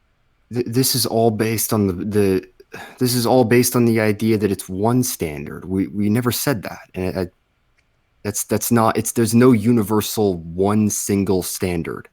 This isn't mathematics. This isn't like there's no specific like thing which applies to all movies. Right, like the space opera genre is just a genre. We say, okay, it's going to be melodramatic, big things are happening, action packed. But we look at The Fifth Element, and then we look at Star Wars Episode 6. It's like, oh, these are very different movies, even though they're in the same genre. Why is that? Well, different stories, different scenarios, all sorts of details in a sci-fi world, which is so big that you can't just suddenly, oh, well, we have aliens that do this now. Well, this alien's telepathic. Well, this alien can move things with their minds. Okay, great. How does that work in this other universe? It doesn't, because they're not there. So, yeah, as you were saying before, Evan, that we have different standards per instance of art. They have their own elements that other pieces in the same genre do not have. So same with plots, same with characters, same with desires, etc., etc. So this is not really that strong an argument because you would have standards for that as well. Yeah, this is kind of dumbing it down. I'm like, there's so much nuance to what she's going over, and like an example would help, but she's not going to do that. And I'm like, I think she's really making this simplified, where it's a complex area. Well, I've actually heard a couple different answers to this. The most frequent answer I've seen is some kind of metaphysical appeal to either genre conventions or theoretical truisms. In the video we did together, Jack Saint posits that perhaps not being able to see the Black Panther clearly during the first scene he appears in costume is an intentional decision, akin to leaving the xenomorph most... Mahler said, by the way, Mahler said inside of that response, and he made it clear inside of his video that he was being subjective there. He was saying he could not see like Black Panther, and he didn't know who was winning the fight. That's just something to keep in mind in there. But it's like, you can say it was a stylistic choice, sure. We'll see what she gets into here, but I think she's essentially going to say there could be different styles for why Black Panther was not visible in the opening. Hidden in Alien. Mahler jabbing at Black Panther because it's too dark to see him well in the opening fight scene is ultimately meaningless, because he doesn't argue why this is a problem for the film. In Alien, the xenomorph is in darkness most of the film, yet you'd probably huff if you heard me blithely criticize the film because I couldn't see it most of the time. Because... Okay, there's a big difference between horror films and a hero film. The horror film, it works to an advantage to not see the thing, because your imagination will dream up of a much more terrifying monster. Like, the more unknowns there are, the more scary it is. I'm pretty sure what they argued for that is that the scene was going for horror because, or was going for like tension with Black Panther because it was shot from the point of view of the antagonist. Yeah, think of a Batman, same idea, action scene. But Batman's there. You want Batman to be dark and mysterious and scary. Whereas, Yeah, well, I was about to But say you that, still like, need to be able to see him, and you need to see Batman Begins enough set off whilst well, but removing it has just enough as well. So, say for example, I'll say going back to Alien with the xenomorph, you see just enough of the alien for it to work. But if all you saw was complete and utter darkness, and you barely saw anything, it would remove a lot of the impact because there's you see the parts of the xenomorph, you see like the slime and like the big long head and the things coming off its back, and you can't quite see it, but you can see just enough. Yeah, I think that what Mahler's criticism of Black Panther was that you couldn't see him, period. Like the fight was incoherent because like it was too dark to see. And honestly, I think CinemaWins addressed that in his video. I think a lot of people did. A lot of people said that seems too dark for them to see. Like people also criticized Game of Thrones season 8 for that. The episode The Long Night. That episode was insanely dark, and it was difficult to see what was going on. Yeah, same with the Solo film with Han Solo in the war scene. It's all like, well, most of the movie is pretty dark too, but that was like almost pitch black. Yeah, it's really muddy. Another And thing like, you have to take into account is that there's mobile devices now. We're not always watching things on TVs on monitors. If you're watching a film on your iPad, even a well-lit film can be difficult to watch. So imagine watching that scene on your mobile device while on a bus or even just at home.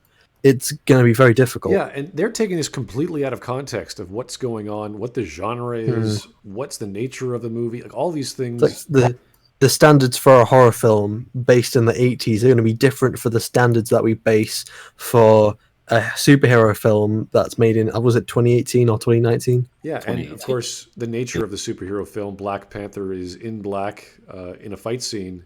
Is that a really good lighting choice in a dark room? Probably not. But if you're watching Batman, great idea. That's the point. Yeah, you could do any number of things. Like what Batman Begins did instead of the first scene with Batman in full costume is that they made it well lit, but they made it so that you couldn't see Batman at all until before the fight started. So like everyone was essentially being like pulled away and then beaten like off screen.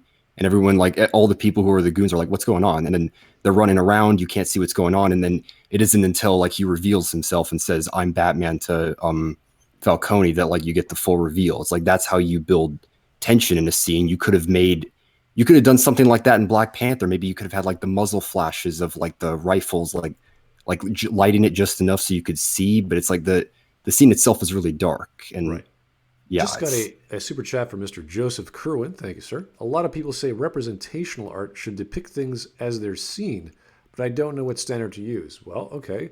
Representational art is very, at least classically, we're talking about the Renaissance period or even Romantic or the Rococo style.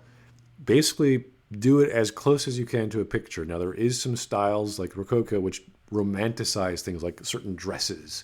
You can't get that effect in reality, so they embellish the folds of the dress.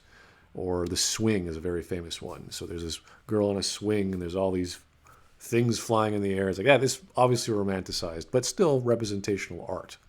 So yeah, if you can get that quality, if you are skilled in art, in drawing and in visualizing some fantastical world, think of it like a photograph. How would you take a picture of yourself? And how would you draw that? How would you paint that? Those are the standards of representational art. Light, shadow, form, figure, color. I believe it's the subtractive color model, so you have to interpret that into the additive color model for art because you're using paint. Yeah, those are the basic stuff you have to learn, and the rest is all how good of an artist you are. Can you actually represent that directly onto the canvas? So it takes a lot of time. You have to have a skill and gift for it, and that's it. Anyway, let's go back. You understand it matches with the film's desire to create tension and a sense of the unknown. Black Panther, with the fact that it switches much of the perspective to the guards who are scared of him, also appears to be riding on this idea. And their response... This is the thing, though, is like it's different instead of a horror movie when you're trying to... Like Alien does the scene where Dallas is in the air vents is actually very similar to the scene I described with Batman Begins, where you don't see the creature at all, and they're building tension with it being in the darkness and him having the light until the final reveal where like the alien is right in front of Dallas. It's like that's an aspect where you're building tension. But in a fight scene, you want to see what's going on so you can understand the stakes and who's winning the fight scene. You don't want it to just be black. It's there's nuance to filmmaking. Mahler jabbing at Black Panther because it's too dark to see him well in the opening fight scene is ultimately meaningless. He's because just saying he doesn't Mahler's argue just saying he why. couldn't see. How was that meaningless? We could jump That's to an another video. editing mistake. How he counters this argument is hilarious. At Black Panther because it's too dark to see him well in the opening fight scene is ultimately meaningless because he doesn't argue why this is a problem for the film. In Alien, the xenomorph is in darkness. Why would you need to argue that particular? It's too dark to see. Does anyone want to have a crack at this counter? Well, it's too dark to see a fight scene. So if you close your, the movie is completely just sound, if it's just like a radio drama, that wouldn't be a problem. But it's a movie. That's the mistake there. I was about to say people made that same criticism to the Battle of Winterfell from The Long Night in Game of Thrones season 8. Yeah, they're like, it's too dark to see. That's a good criticism. It was too dark. You have that battle, the initial charge with the White Walkers storming Winterfell, and they shoot it close up in darkness, and there's all this smoke or like snow from a blizzard the White Walkers send in, and it's pretty much impossible to see anything that's going on in there. It's just a simple criticism. You're like, I could not see what was going on, and I didn't know if the heroes were like going to be killed. I like the people who I care about, who I've invested in all this time watching the show. I don't know if they're being killed by the White Walkers. It's simple. It's like I can't see what's going on, and you need to see in order to understand a film. Yeah, you need to see in a visual medium. I think they're arguing context, though, that this should be this scene of tension and mystery and da-da-da. I haven't seen the film, so I don't know whether that's the point. Like I said, there's nuance. It isn't the point. Like I said, that's the point in Batman Begins. Batman Begins is very similar to the scene they're describing in Alien. Or they're not even pointing to a scene. They're just saying, in Alien, it's dark. In Alien, the scene with Dallas when he's in the air vent is very similar to the fight scene from Batman Begins, because they're not showing Batman. They don't show the alien inside of the air vent. It's like those are scenes you can compare methods and talk about, but Black Panther is just a fight scene. It's just a fight scene between a bunch of guys and Black Panther, and you can't see what's going on. Same with Game of Thrones season 8. It's completely different. The context is different. Well, you see, when it's too dark to tell what's happening, that's an editing mistake. That's a lighting mistake. If you can't tell what's happening, how are you supposed to be enjoying the scene? But this dark and Alien. Yeah, to compare an action scene with a horror scene is incredibly ridiculous, because an action scene, you inherently need to understand the progression of events. What's wrong with that? She put that up in quotes, like that's like a ridiculous thing to say. That's like one for the history books. You need to really understand what's going on. You need to understand what is going on to know what's like. And the horror scene is there. The horror scene is appreciated because of the tension it builds, because of the lack of visual to the monster, or the build up to the eventual scare or the encounter, or the element of horror. Okay, we're going from a place of normalcy to a place of horror. That's why the horror scene works. With an action scene, it's different, because we need to know the beginning of the action scene and the middle of the action scene, see what things are taking place. Because if it's a good action scene, then the action scene itself is not just there for action. It also tells a story. It also progresses the story along. And then the end of the action scene, we'll see where the story rests when it's all over. Who's left standing? How are they left standing? And what has changed from beginning to the end? Yeah, I was about to say, so like if let's say you had like the ending fight scene from the Raid 2, and then in the middle of it, it just all of a sudden, like the villain was winning the fight in one scene, and then all of a sudden the lights just go out, or like the screen just goes black for seemingly no reason. And then when you get back to the fight, then the hero's starting to win. It's like, well, what happened in all that time? We need to know what's going on. And like contextually, like let's say you had a lightsaber fight, which was taking place in a well-lit room, and then all of a sudden like the lights went out because like the the power was shut down, and like the lightsabers lit up the fight just enough to see. So like it kind of had a I kind of had a contextual reason for why you can see in the fight, and at the same time it adds a little bit of style to it. But you'd need to see what was going on to understand who's winning the fight in the lightsaber duel. You wouldn't just make it black and the blades moving, because it might be difficult. So did you just say the dreaded C word, context? That's a big no when you're arguing against objectivity. You can't have context. You can't address context. It just a lot of these arguments, a lot of these people who defend Last Jedi, a lot of these people who hate objectivity, a lot of their arguments would fall apart if they added in or acknowledged the existence of context and how context can change things. Well, she just put up the text from Mahler saying that you need to understand progression. You need to know what's going on in a fight, in an action scene, to understand the progression.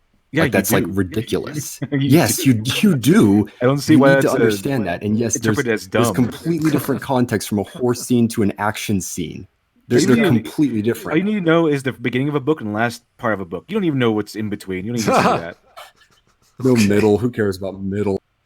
Here's a super chat from Tyler Preston. Thank you, sir. They're using the whataboutism against Mahler. I don't know. Are they using whataboutism against Mahler? It seems that they're just sort of trying to take something out of context.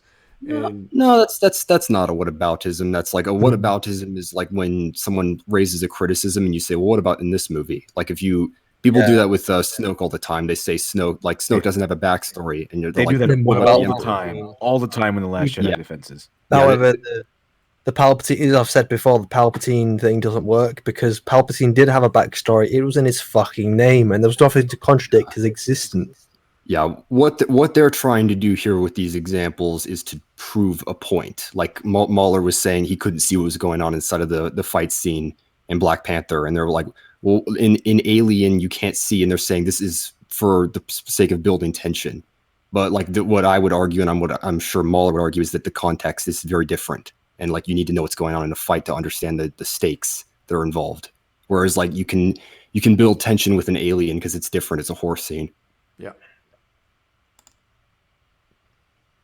While a horror scene, and I talk about how flickering lights in Alien makes it harder for the viewer to discern exactly what the creature is. We can see it, but we're still like, what is that? What the hell is that? And that's by design, because they want you to remain as unaware of exactly what it is for as long as they can. It's fucking horror. It's trying to create suspense. While in Black Panther, you need to argue from a position of action. If I can't fucking understand who he's even hurting or what's happening, I'm just sitting there waiting for the scene to conclude, and they go, yeah, he won, by the way. I'll be like, thanks. Now, that seems pretty cut and dry. Action movies, unlike horror movies, have a precedent to put forth the on-screen events in a clear fashion that doesn't tire the eyes. So, what's the issue? Well, I just personally do not see the utility in viewing genres in this way. Genres are marketing terms and vague descriptors to ease artistic discussion between normal people. Well, yeah, I mean, if we, as long as you use the word "in my opinion" or "personally," then no one can refute you. What's his point, though? What is he trying to get at? She's saying that like the genre that, well, this is something I was talking to you about. Smut had just mentioned is like Jack and her both believe that like genre isn't something which like is concrete when it comes to storytelling. It's like it doesn't tie into them at all. It's just something which is a marketing term. That doesn't make any sense. It doesn't. Hey, Southpaw. Hey, I'm sorry. So I'm not quite ready yet. I'm on mobile. I hope that you guys can hear me. You're actually Am I cutting really good. out? You're really good. Okay. It's a little distant, but yeah, I can hear you pretty clearly. Okay. There's a little background noise. I was watching the stream, and then I just saw what Taxxon said about genres just being marketing tools or whatever bullshit. That's right. They just said, okay, fuck that. No. Yeah, I agree with you. The same thing that Black Panther is trying. One of them is a sci-fi horror movie. The other is like it's science fiction, fantasy, superhero action. Okay, not the same thing. Not the same goal. Not the same like attempt at telling like a similar story. Nothing like that. No, the idea that we can't possibly Oh, Glib's here. what they're trying to be. Like, no. You don't judge an action movie the same way. Of course, the Mission Impossible movies, they are objectively terrible horror movies. But you know what? They're not trying to be horror movies. They're action movies. Halloween is an objective. I'm talking about the 1978 Halloween, not the shitty 2018 version. That's an objectively terrible action movie. Guess what? Halloween is not supposed to be an action movie. And anyone that tries arguing the opposite is a fucking dumbass, and you don't have to take their opinions on film seriously at all. I am dumbfounded that someone could be this fucking disingenuous about context mattering when it comes to film criticism. Jesus Christ, Taxxon. Fucking Patricia, you really love topping yourself with each bullshit video that you make. Amazing. I'm waiting with bated breath to see how you're going to top yourself after this one, because this is your fucking peak at this point. In my opinion, this is like the dumbest thing you've ever said. Thank you. It appears that Wolf joined the screen for like 5 seconds. Thank you, Southpaw. We have the rage of Southpaw. Jump. And we have a Glib just jumped in. Thanks, Glib.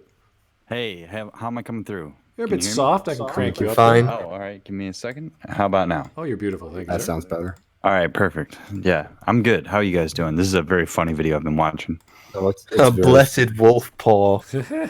Yeah, wolf paw. Good to hear from you again, Glib. Long time no hear.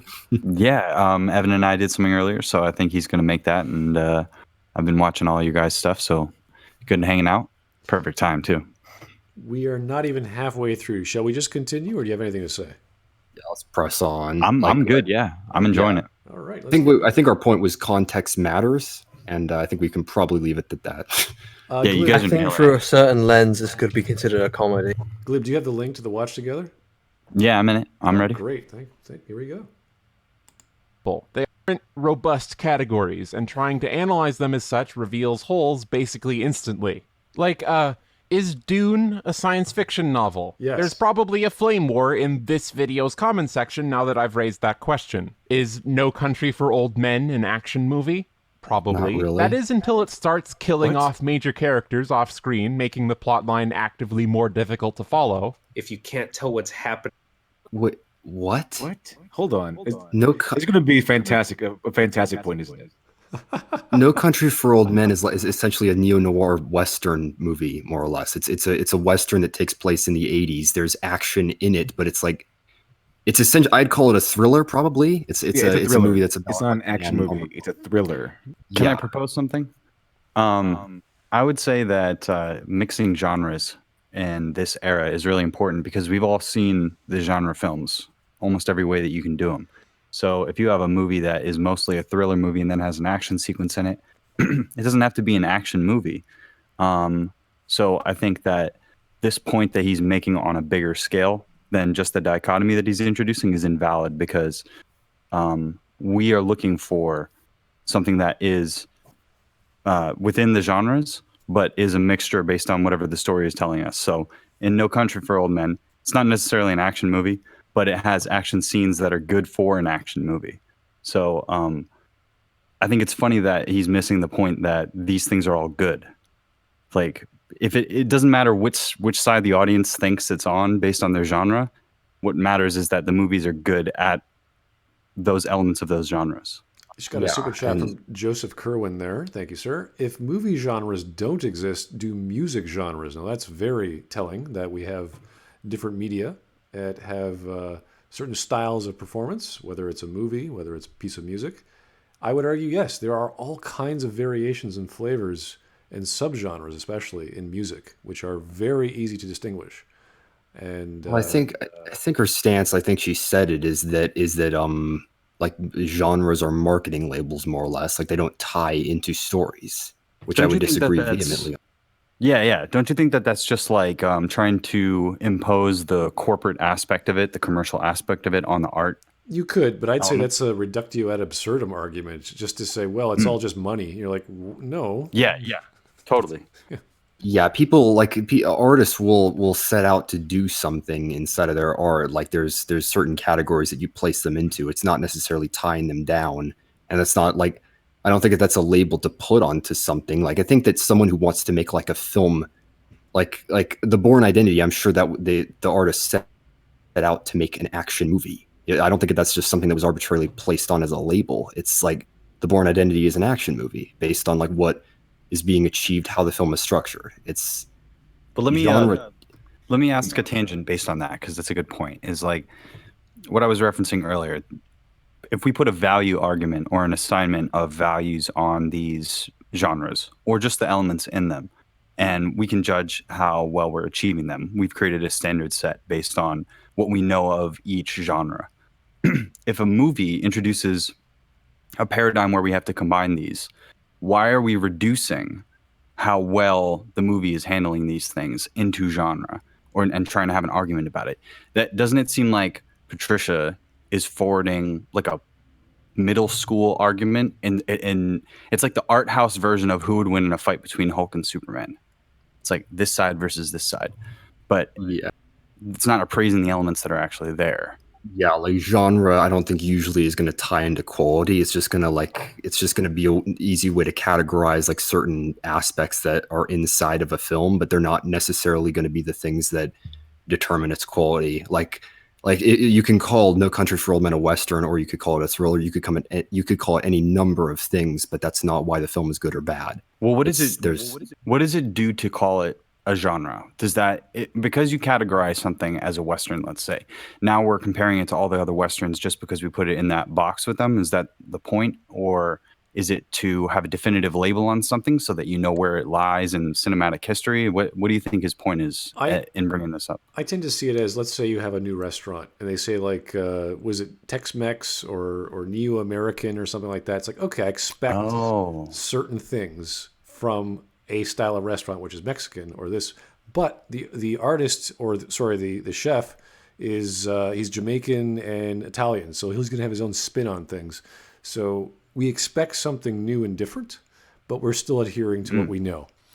And the introduction of genres as labels not only tells you, it tells fans or moviegoers or whatever you want to call them, whatever audience you're going to appeal to, it tells you exactly what you're walking into. So, I never heard of this movie before. It's a brand new IP, but it's a sci-fi genre, and I really like sci-fi. It's a Western genre.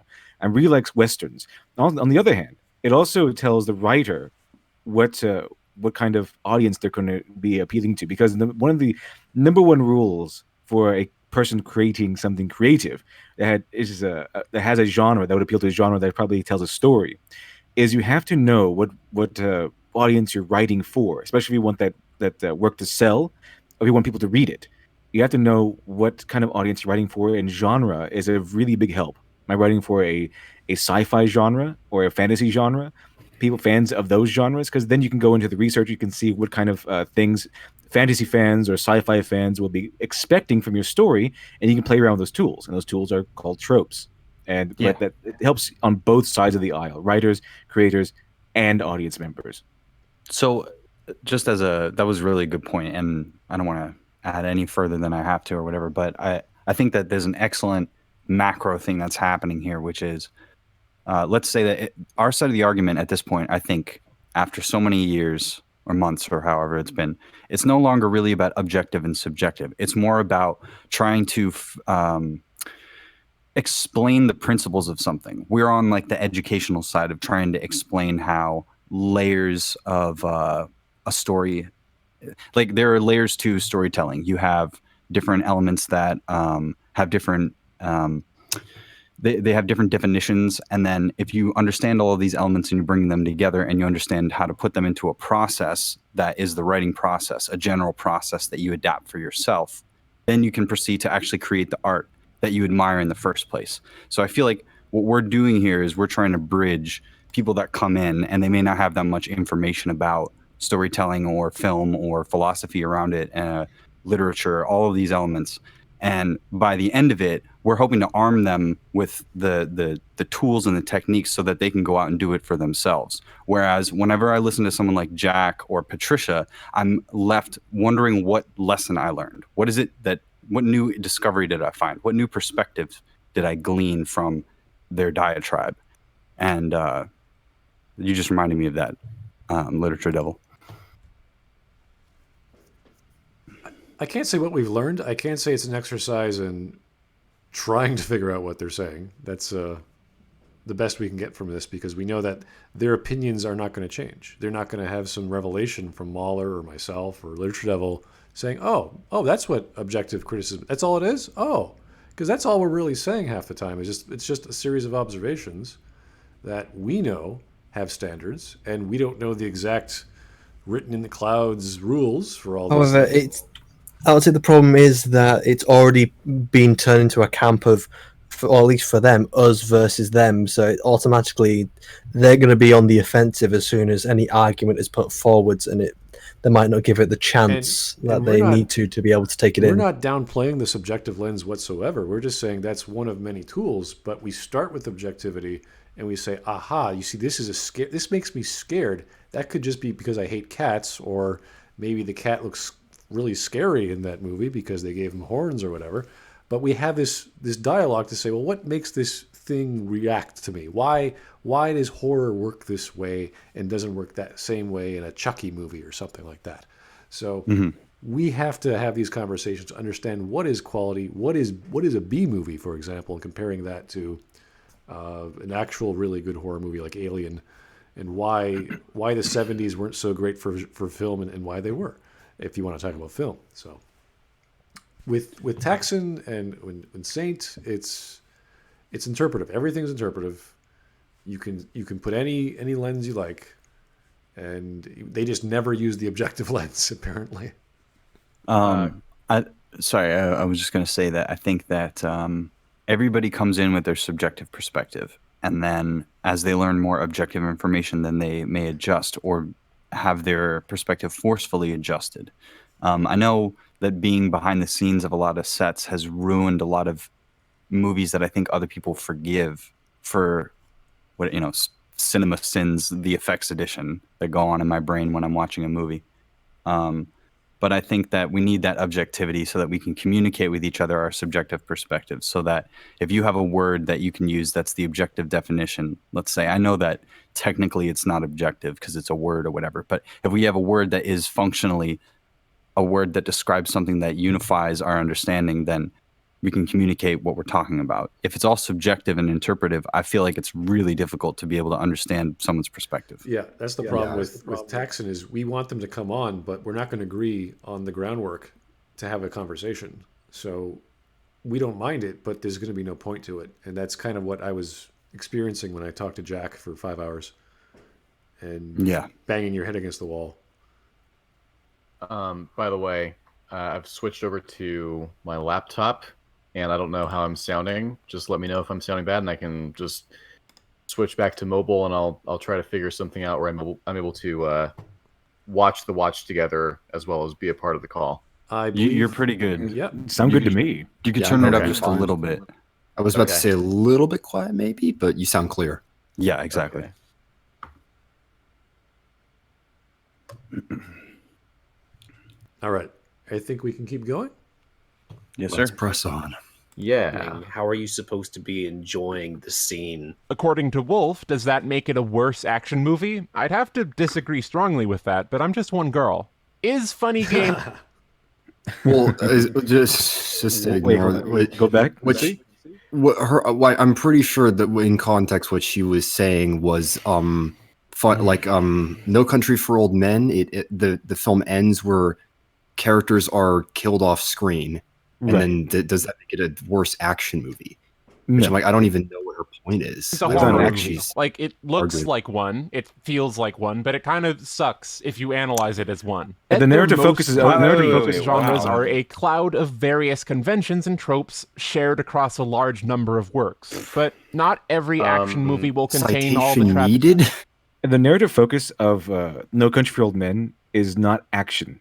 It's the drama. It's the intrigue and the thriller elements.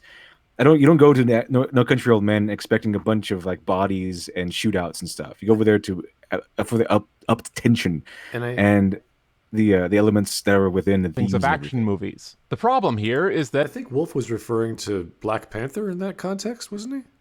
I think so. Yeah, he was referring to Black Panther having a terribly lit action scene. Right. By the way, for some reason, the video is not playing for me in the watch together. Oh yeah, I had the same issue before. If you've got what was it, ad block, you might want to turn that off because that was messing with shit. Oh, okay. All right. Turn off that pesky ad block. You're saying? Okay. Yeah, turn it off and turn off that pesky ad block. Turn off that pesky ad block. Turn off that pesky ad block. There we go. All right. You weren't busy going out collecting boulders tonight, were you, Southpaw? There it is. Plenty boulders.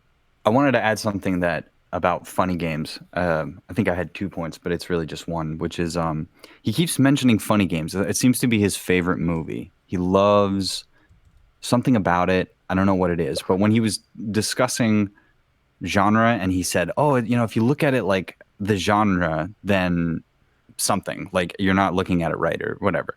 And I just think it's interesting that he can look at every other movie and do the opposite. He's making a contradiction where he can look at his favorite movie and go, don't look at it through genre, but all these other movies, genre, let's talk about it. Unless I'm mistaking his argument here. If he's trying to reduce genre down to something and then saying Funny Games is this great movie that doesn't have genre, so Subjectivity is the best, then I think he's wrong out the gate.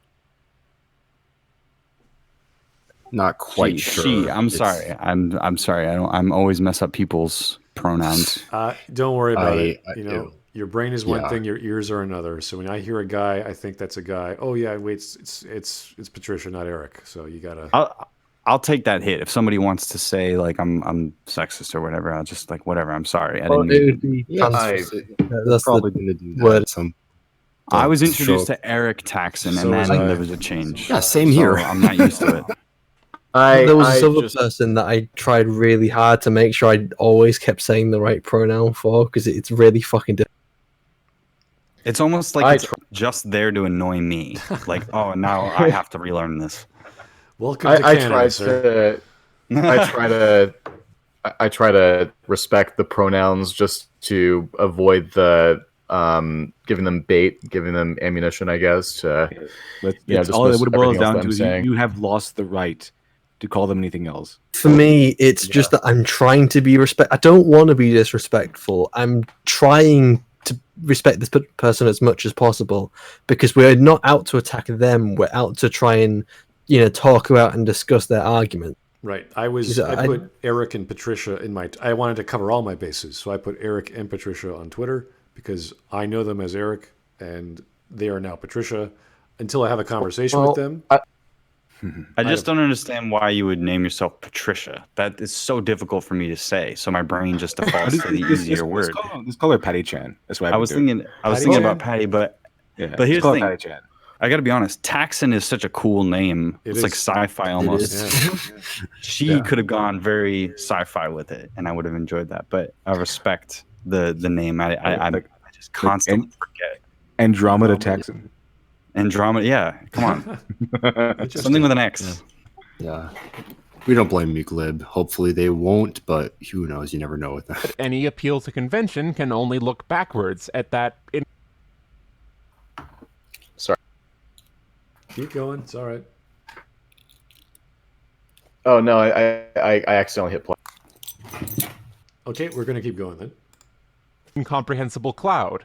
Genre conceits didn't sprout fully formed and ready to have movies made following them before there were any movies. I'd even go so far as to say this fact holds true for any artistic convention. People made movies, and we came up with words to describe what they made. Granted, we're not at ground zero anymore. We have genres, we have conventions, but we're not at the end, right? Like, there's still more.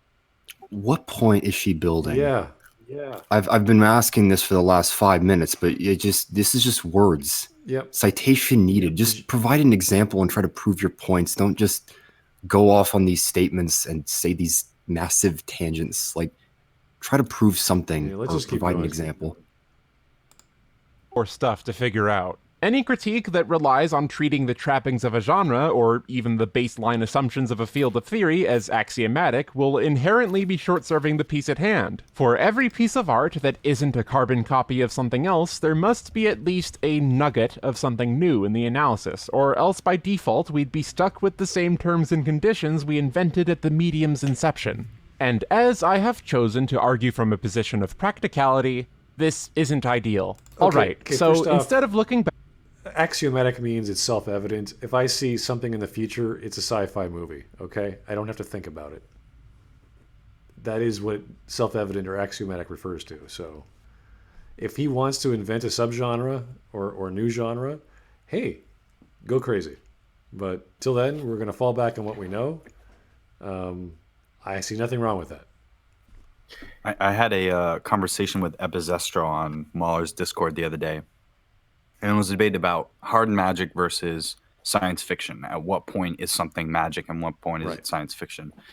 And the explanation seems to be the major difference that we could agree on, where if you explain everything, it's basically like science, which goes into what Arthur C. Clarke said. I think that any magic that has been analyzed enough is indistinguishable from science, something like that. That's fine. But sorry, I forgot my point. You can keep going. Well, there's nothing wrong with that. The difference is, of course, when you're talking about science fiction, there has to be an element of science and technology. Oh yeah, magic is right.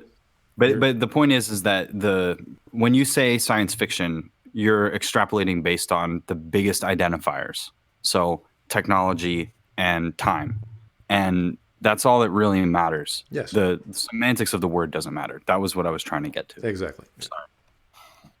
But even Taxxon was referring to how the genre is a product of the media. It's like, yes, you're true. That's correct. I totally agree. Backwards, let's look at the piece of art at hand. Perhaps a piece of art can be objectively good if it achieves what it sets out to achieve. This is a particularly egalitarian way of looking. No, that's just the intention of the creator. That's all it is. It doesn't mean it's good. I was about to say a filmmaker could literally have the intention just to make money. If they make money, then they've succeeded in their goal. It doesn't mean the film is good or bad. It could be bad and it still make money. The thing is that we can actually look at a movie or a book and say, okay, we understand, even if the artist doesn't say, he wanted to make a really great space opera or a really great Western, and he tried we can look at Brick, for example. That's a great example of a whodunit in the noir style, but bringing it to like was it the 70s or the 80s? I can't remember exactly, but it's meant to be like similar to detective novels from I think like the 40s or something like that. Okay. Is the old novels? Well, noir is very specific. It's a very specific subgenre. So he wanted to bring that and put it into this high school setting, and I thought that alone is brilliant because it's so tough to do. Oh yeah, it's a unique aspect. It's like he plays it straight too. It's like it's high schoolers. It's not supposed to be like parody or anything like that. It's played dead straight throughout. So and that's the beauty of it. Could she possibly mean something like to the effect of so for instance, we would generally agree that if there's a chase scene where the villains appear to plummet to their deaths, right? And then a couple minutes later, they unexpectedly show up to a certain location that our heroes got to. Probably like the villains shouldn't have been there, because they're supposedly dead, right? And in any average movie, we're gonna say, "What the fuck? That is a huge plot hole. That's really stupid." But then The Emperor's New Groove does exactly that, and it's a joke, and they're satirizing plot holes, and they hang a lampshade on it.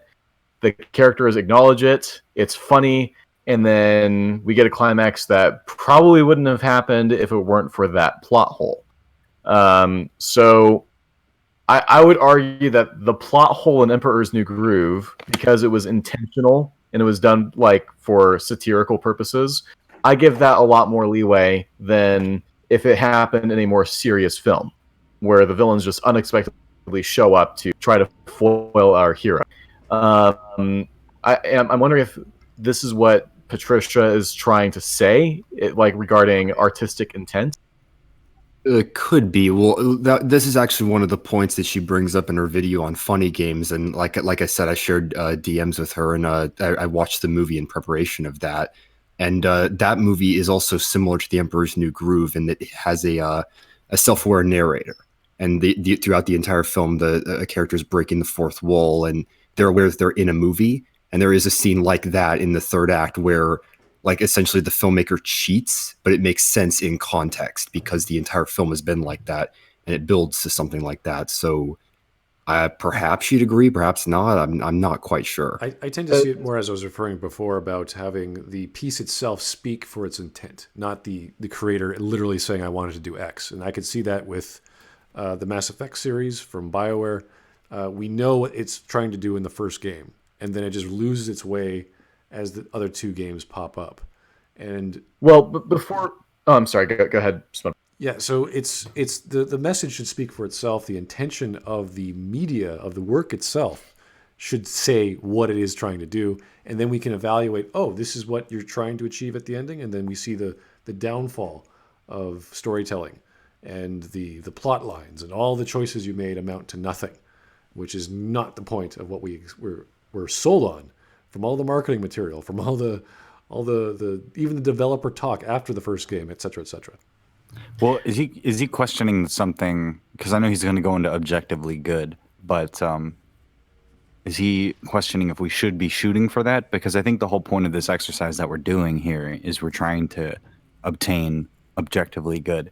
Maybe it's impossible. Maybe that's like chasing perfection, but I think that the pursuit is nobler and more fruitful than trying to avoid it and explain away your subjectivity. It sounds as if he's trying to... Sorry, go ahead. Okay, so before we move on from this, I just want to quickly say, so I think that it seems like if Taxxon is trying to say that, films like, Evan, what was that film again? It was... No Country for Funny Old Men? Games. No, the other one. Funny Games. Yes, Funny Games. So if the idea is that Funny Games is supposed to prove that, for instance, I guess plot holes are not objectively bad because there are times in which they can be like made into a joke, they can be parodied.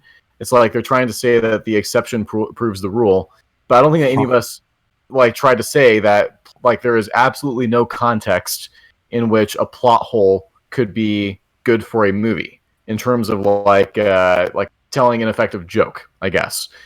Like it seems like kind of a straw man of our argument here. It's like the general rule is you don't want plot holes like that in your story if you're trying to be dramatic, and yet we do accept that there is a context in which it could work. But the thing is, this harkens back to what we said earlier. Context does not matter with these people. They don't care about context. They don't think that there is such a thing as like there's a different standard that should apply depending on the genre, depending on like the tone of the story or anything. It's like, yeah, I'm done. I've spoken my piece. Go ahead, Glibin Spudboy. Okay. Got a super chat from Zorant00. Thank you, sir. There's a way that art is judged objectively, but the rules were made subjectively. It's the same concept that words are things because we made them up even though they have objective meanings, good vibes. I think he's referring to a chatter in the stream here, I think. I don't see a good vibes, but okay. Can I answer that a little bit? Sure. I feel like the food metaphor that you were bringing up earlier is really good. If I'm opening up a restaurant and it's a breakfast restaurant, let's say, and the thing that I do best is biscuits, and I'm really proud that I make the best biscuits, it's because I tested all these different recipes out. I tried every single kind of angle and way of creating these things, and I found one thing. Now, there might be a person that doesn't like them, and then they may never like them. And if I change what I'm doing, I might lose the customers that I already have by changing up this formula. So I don't think it's worth saying if you don't like something like this biscuit or whatever, that there's any kind of like objectively good or bad aspect to it. It's too biased. And I keep running across bias coming from people that are trying to inject their perspective into an objective conversation where we're just trying to analyze something and we're limited by the amount of knowledge and understanding that we have of something. And I don't understand why they have to degrade that. It's the constant theme of this whole thing. Again, with the bloody food analogies. They're the best. Because it's taste. It's You just make me really hungry. Well, I'm sorry, but it's the same with music. It's like you're not going to convince everybody to listen to a certain type of music, but if you present something like Bach or something, You know that anybody that goes, that's objectively bad, is going to have a really hard argument as to how all this instrumentation and arrangement is bad, because it had so much time and effort put into it at a time period when these were the available instruments. This was modernity. So I always find that really interesting because... Does anyone know when this big war on objectivism came out in this particular community? Was it about when Last Jedi came out? Around the Last Jedi? It's because Mahler said that a movie was objectively bad, and The he Last did it Jedi, as right? kind of like an off-cut. Yeah, as like an off-the-cuff thing. That's what I thought. It was the Last Jedi. I would say They want this whole thing. So this whole thing about objectivity not being around, not existing completely, is because it's not about philosophy. It's not about how we're wrong or big bad guys. Not how about they are being the good guys here, taking the quote unquote moral high ground. It's about how they want to believe and hope and dream that The Last Jedi is actually a good movie and want to completely disregard our opinions because we think it's bad. I what would they say want to do is based as fuck. I would say that is not the start. That is purely kind of what's, I guess, popularized it quite a bit within certain communities, especially the Star Wars community. But the idea that art is nothing more than your own personal enjoyment has been around for quite a while, and unfortunately, if you look at most modern art, and this is kind of an extreme example because modern art is kind of seen as a joke, but there's a lot of people that when you talk to it, they'll say, the difference between a stick man and I don't know, some masterful piece of art that's been around for 1,000 years. They'll say, oh, it's just purely how you subjectively enjoy it, when there are so many things that you can dissect about a stick man and this wonderful painting, that you can say, well, this painting is better in so many aspects. But what popularized it was definitely, at least within film and film discussion, was The Last Jedi, and that's when it started to get picked up by so many reviewers, in a sense, and video essays. Well, the thing is like, so we've seen this this push in recent years for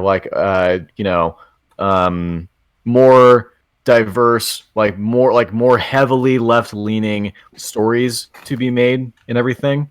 And now that there's a problem with diversity, I mean, you look at shows like The Good Place and Brooklyn Nine-Nine, very diverse casts and funny as fuck and very well written. But the idea is that you have people who are placing so much importance on stories having the right messages, quote unquote, in order for them to enjoy it. You know, this is we're we're responding to a person who's friends with a guy who thinks that Sky High is like fascist propaganda. Okay, so hold on, wait, what? Jack Saint made a video saying that Sky High is a fascist movie. So this video. Well, I won't judge people on who they're friends with. I'll be honest. I mean, that's the thing, is we're talking about people. No. We're talking about people who look at a movie like Sky High, just a dumb kids movie about superheroes by Disney, and they're saying this is fascism. And so your art needs to espouse views that fucking suck off these people's micro dicks in order for them to enjoy it. All right. Now, I don't give a shit about what message the art panders to. It's like I don't think that The Dark Knight Rises is a shit movie because of the fact that it's like very right-leaning and is anti-Occupy Wall Street. I don't give a shit about any of that. It's just a really fucking badly written movie. Okay, the political leanings of Christopher Nolan and whatever agenda he has that he injected into his movie does not matter to me. Okay, and the same thing it goes with The Last Jedi, which, by the way, I mean, I overall was kind of intrigued by the idea of, oh, we're going to talk about like war profiteering and arms dealers. It's going to be like Lord of War, that Nicolas Cage movie. It's going to be Lord of War, but in Star Wars. This might be kind of interesting, and then they do nothing with it. It's like, for example, we all know what you've all heard of the hero's journey, I presume, right? The what? The hero's journey. Oh, of course. Did you know that Joseph Campbell was conservative? I did not know that. Yeah, of course you didn't, because it doesn't matter, does it? No, it doesn't. Well, it's like the thing is, because he's a Christian or whatever, so he's automatically bad. Well, Oh, The yeah. Last Jedi is like a super high-profile example of like what these people want. You know, Anita Sarkeesian, when she reviewed The Force Awakens, like God knows how difficult it is to please that woman when it comes to how to write a female character. But she is, of course, satisfied with Rey. That's what it takes to satisfy Anita Sarkeesian. Make your make your female character unbeatable, unstoppable, and flawless. That's how you get her to praise your movie. And so now you get to The Last Jedi.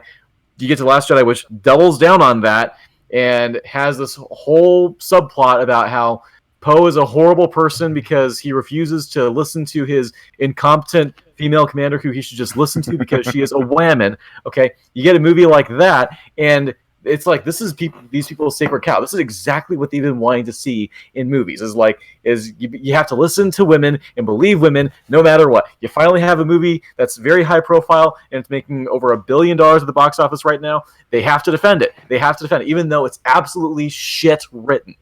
It's like they need to defend this movie because The Last Jedi is the future for Hollywood that these people want.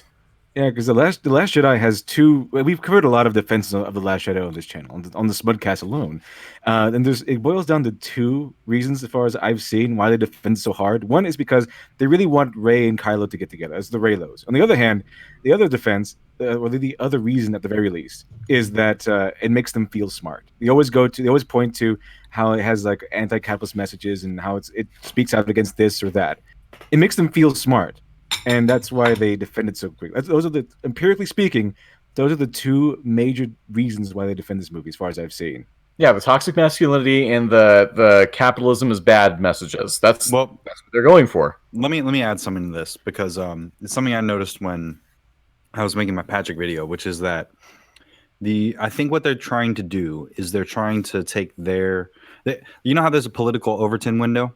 They're trying to take an artistic Overton window and push it into the orthodoxy. They want their subjectivity to be orthodoxy, and they're really upset that, you know, conservative filmmaker or whatever, you have a Clint Eastwood or a Mel Gibson or whatever, they come in and they make a really solid movie because it appeals to their principles that have to do outside of movies. You know, good structure of a good building. Like any masculine guy has toyed with the idea of building his own house or fixing up a car, or like the nerdy modern version is building a computer or what have you, an Arduino unit. And that creativity creates an orthodoxy based on competition. And they don't want to compete. They want their idea to be hoisted up based on it being unique. And then they want that uniqueness to be the standard in orthodoxy and everybody to have this kumbaya, like, hey, look at what I'm doing. Oh, look at what you're doing. It's so great. And it won't happen because audiences are not interested in validation. They're interested in their own entertainment. And that's what these people are trying to get. Yeah, they want this podcast has just completely changed to something else. Well, you know what? It's now just a whole new discussion. I'm going to bring it back very soon. We're skipping 2 super chats. I'm going to get those right now. We're going to continue with the video, and we're going to keep watching the video. Okay, guys? According to the chat, they say Southpaw has a full tank of internet gas tonight. That's awesome. that's great. Well, he hasn't cut out. Yeah, your Southpaw, your mic has been fantastic. Whether it was your phone, that's what happens when you're filled up on internet gas. I don't fucking know. I'm on desktop again, and I guess that decided. Well, he's not on EFAP this time. Well, I guess we'll work. Guess we'll work perfectly this time. But no, I love how you're also engaging like your wolf mode as well. Just need to get you a pizza. This shit just pisses me off. It's like, you know, this is. I remember. I read this article on Cracked, right? Does anyone remember Cracked? Oh, I remember Cracked. No. I remember being really funny at one time, and then Trump got elected. Well, this was before Trump got elected. This was 2013, 2014, I think. They made this article about like 6 sexist problems that video games have. All right, and on the first thing that they were talking about, they cited The Last of Us as an example of a sexist game. Now, I don't know how many of you guys have played The Last of Us. I played that game. I've watched it. I haven't played it. I don't have a PlayStation. Would you like me to explain? Would you like me to explain what they cited as a sexist scene in The Last of Us? Please do. I'm anticipating this. It's going to be funny. Let's set the scene. Okay, so it's the winter section, and Joel is currently rampaging through the cannibal camp trying to find Ellie, and Ellie is in this restaurant that's burning down, and she's being hunted by David, who is this leader of this cannibal pack, who is implied to be a pedophile. Okay, and so he and Ellie have this little fight. They both get knocked out, sort of. She sees this machete underneath this bench, and she tries crawling to it. And then David, he gets up and he starts kicking her. He's pretty badly wounded from her stabbing him all the time. And then he gets on top of her and he turns her over. So he's mounted her. Basically, he's choking her to death. There's very rapey vibes in this scene. All right. And then, but she's just within arm's reach of the machete. She grabs the machete and she hacks him to bits. Okay, and that's a pretty great moment with Ellie.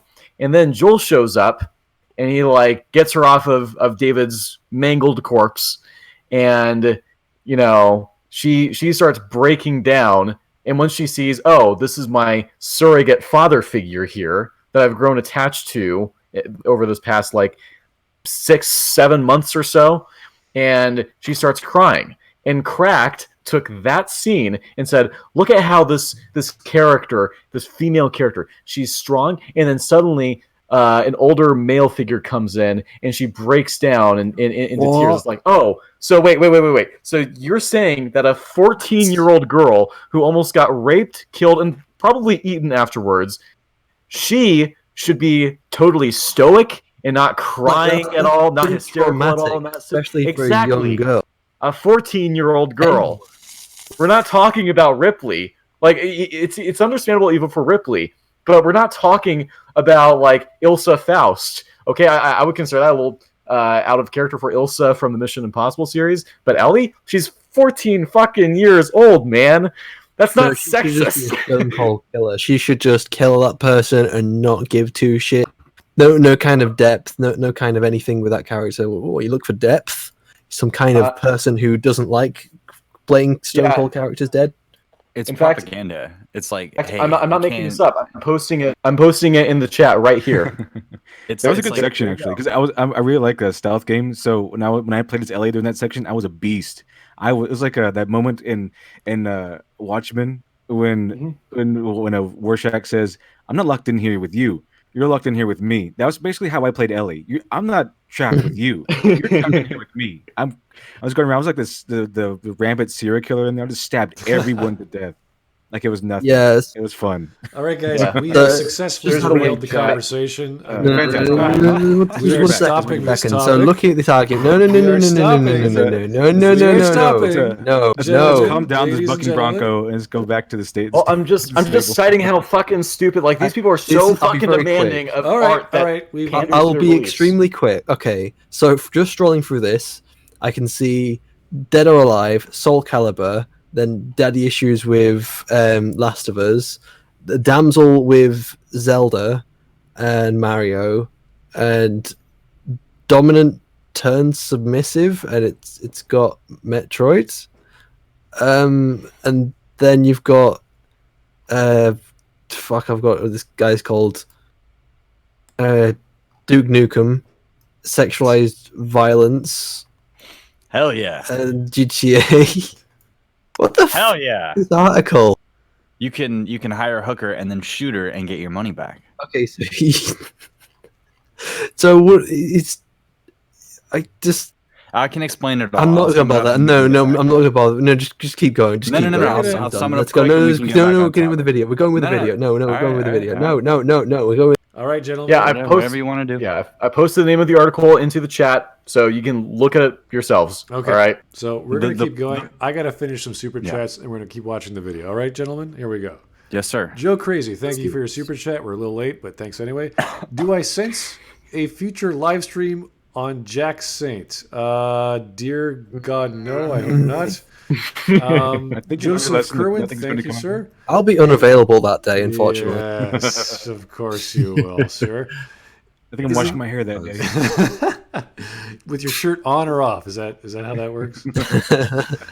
Is an idea about a unicorn a real idea? Well, yes, it is, Joseph. I'm glad you asked that. I'm glad you have freedom to express yourself. So long as you keep your bronyism to very limited select forms of artwork, I think we're okay with that.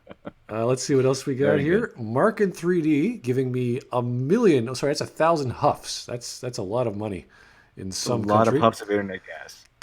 What should be like $1? Can't we just go back to Kendo and force Wi-Fi powered by internet gas? Unhappy face. You know what? Kendo Ren. Kendo Ren is a great meme. I think Kendo Ren. a fantastic one that's been born out of trial and comedy. So we might go back to that. We're not sure if he's going to be producing any more Jules Chan. Was it Jules Chan? Who was that again?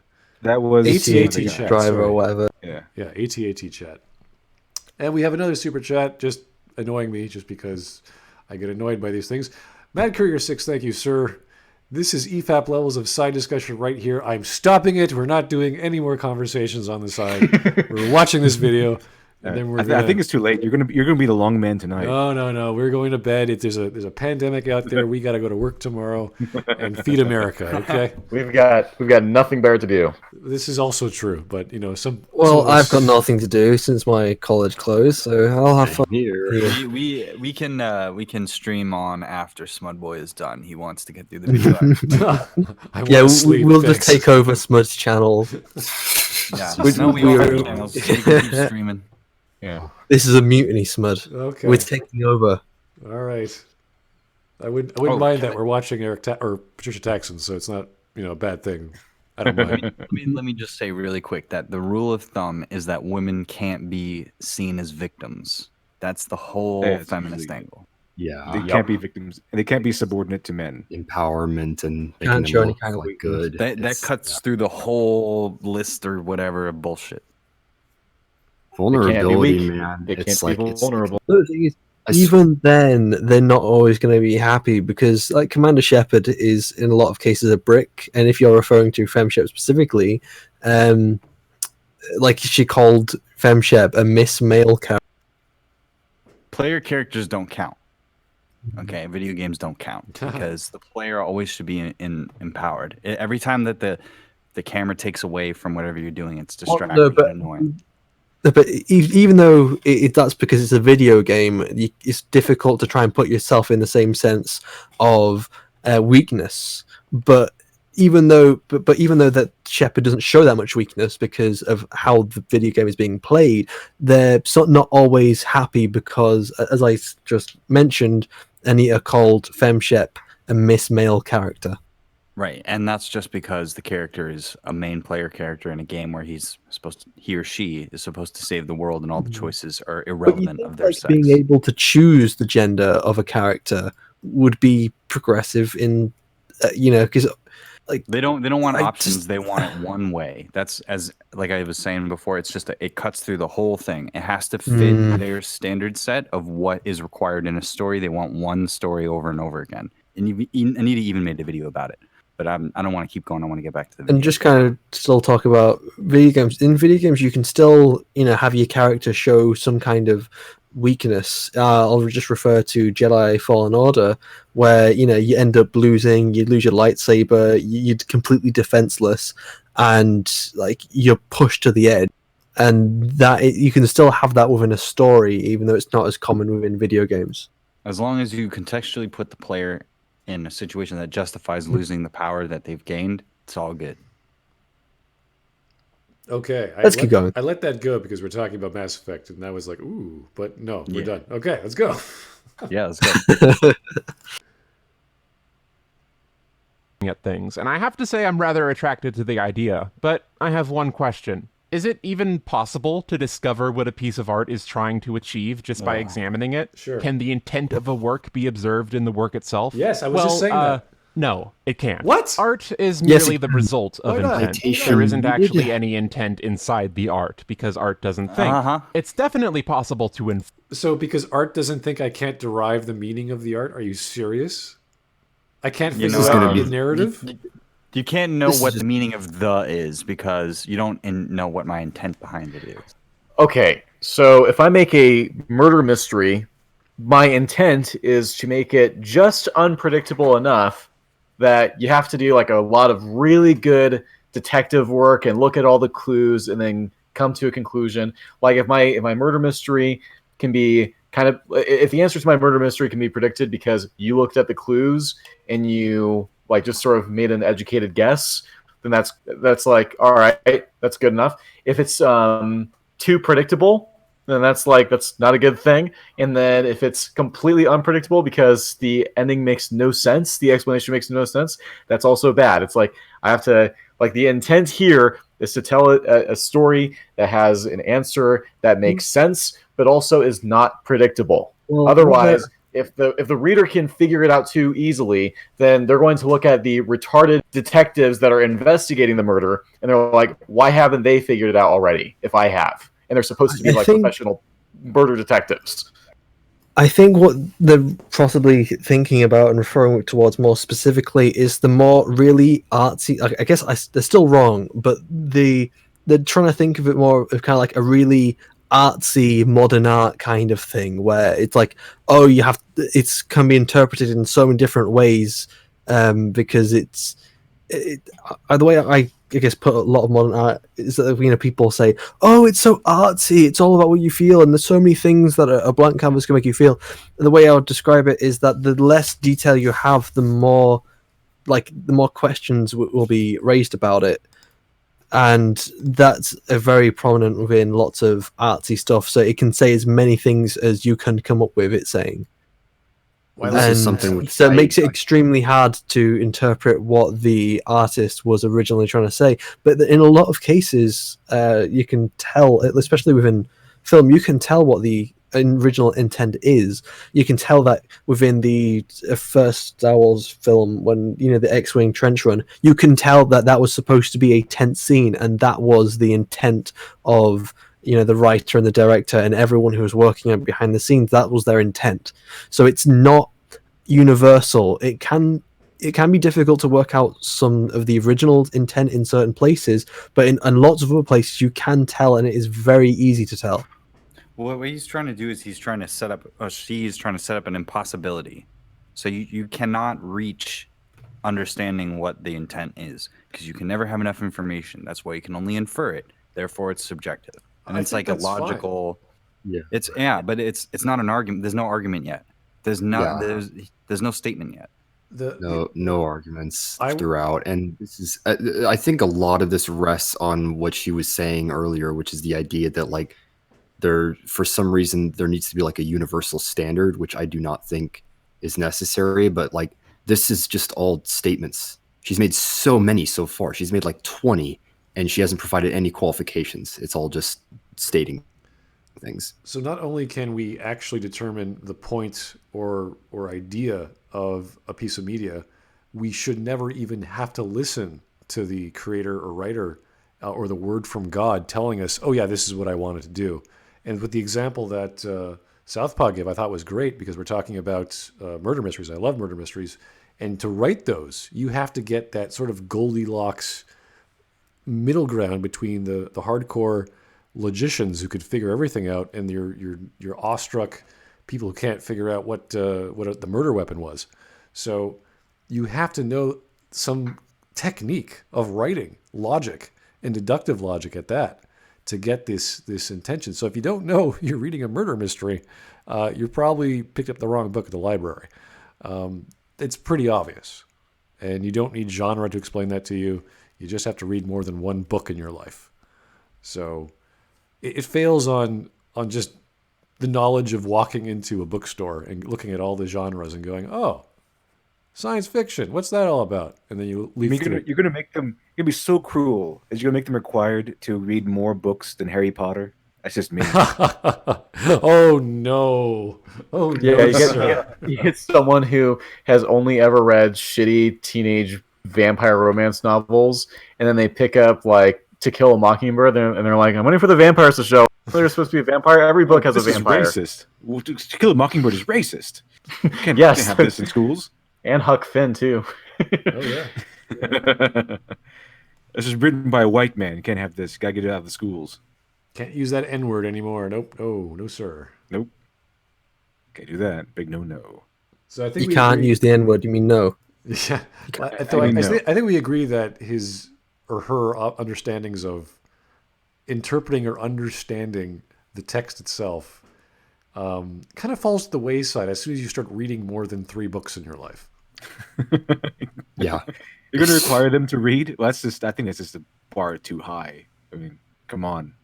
Like a This murder is the mystery current book year. No one reads anymore. might have a dead body, and oh my goodness, there's a detective. What could this must be about space aliens taking over the planet? It must be. No one should have to be subjected to a random chance of reading a book with a dead body in it. Okay, it's like no gamer should be subjected to a random chance of playing as a Nazi. Can't do that. Bad Oh, stuff. no. Oh, Nazi, you didn't want this. You didn't ask for this, but here we are. You're a Nazi. Let's never That's speak of fantastic. that ever again. I love No, it. no, we're speaking about this. Oh no, we're not. We're talking about this. We're This is now a talking about thing. Patricia and her wonderful, wonderful. Oh, who wants to talk about Patricia at this point? Good old Patty Chan. We're back with Patty Arguments are Chan. coming. Arguments are coming. Let's take it out. Infer the intent by observing the art. In fact, I'd say that's the basis of most art criticism. Like, if you're going to criticize someone's art and you can't just ask them directly, you need to make a guess as to what they were trying to achieve. But whatever... Okay, but still, even if someone had tried to achieve something, for example, if someone tried to achieve a film where the antagonist just immediately shoots themselves and that's the film over, it's only like 20, 30 seconds, they were only intending to make a film that's 30 seconds. But still, that doesn't make it a good film. Just because they've reached their intent doesn't mean it's good. Do we have to, for example, or like I Avatar, said, Korra in the Avatar: The Last Airbender. No, sorry, not Avatar Korra, whatever the fuck it's called. Avatar Korra thing. You know, their intention is to make. Actually, I'll refer it back to Star Wars. There's probably more Star Wars fans here. Ezra from Star Wars Rebels was supposed to be annoying at the start, but that's still a problem. He's supposed to be annoying by the writer's intent, but he's still annoying. That's the problem, and that doesn't change if it was the intent. I think it's rather ridiculous that we have to like think of what was Michelangelo doing when he made the Sistine Chapel. What were you trying to, add some color to the ceiling, and you just decided to make some bodies and nudes and like what was the point? I mean, you're in a church, but you could have done anything. So what was like? I don't have to have this conversation. This is stupid. Yeah, artistic intent is not going to be necessarily important. Like I said, you could have someone who their only intent was to make money with their film. It's like that intent doesn't influence anything. If they made money or not, whether or not they achieve that goal in making money, it's completely separate from the art itself. So it's not really a worthwhile discussion. It's the same thing with the artist with that crazy Marvel reveal of those 5 heroes. He's just being paid. I hope he's just being paid to make a bunch of really bad character designs. And he's going, yep, this is a paycheck. I'm making a pink jock and his they, them, their sister, not sister, who's fluorescent blue and she has icicle powers. And it's like, this is really bad designs, but I don't think he cares. I think he's just doing his job. Yeah. More power to him, but yeah, it's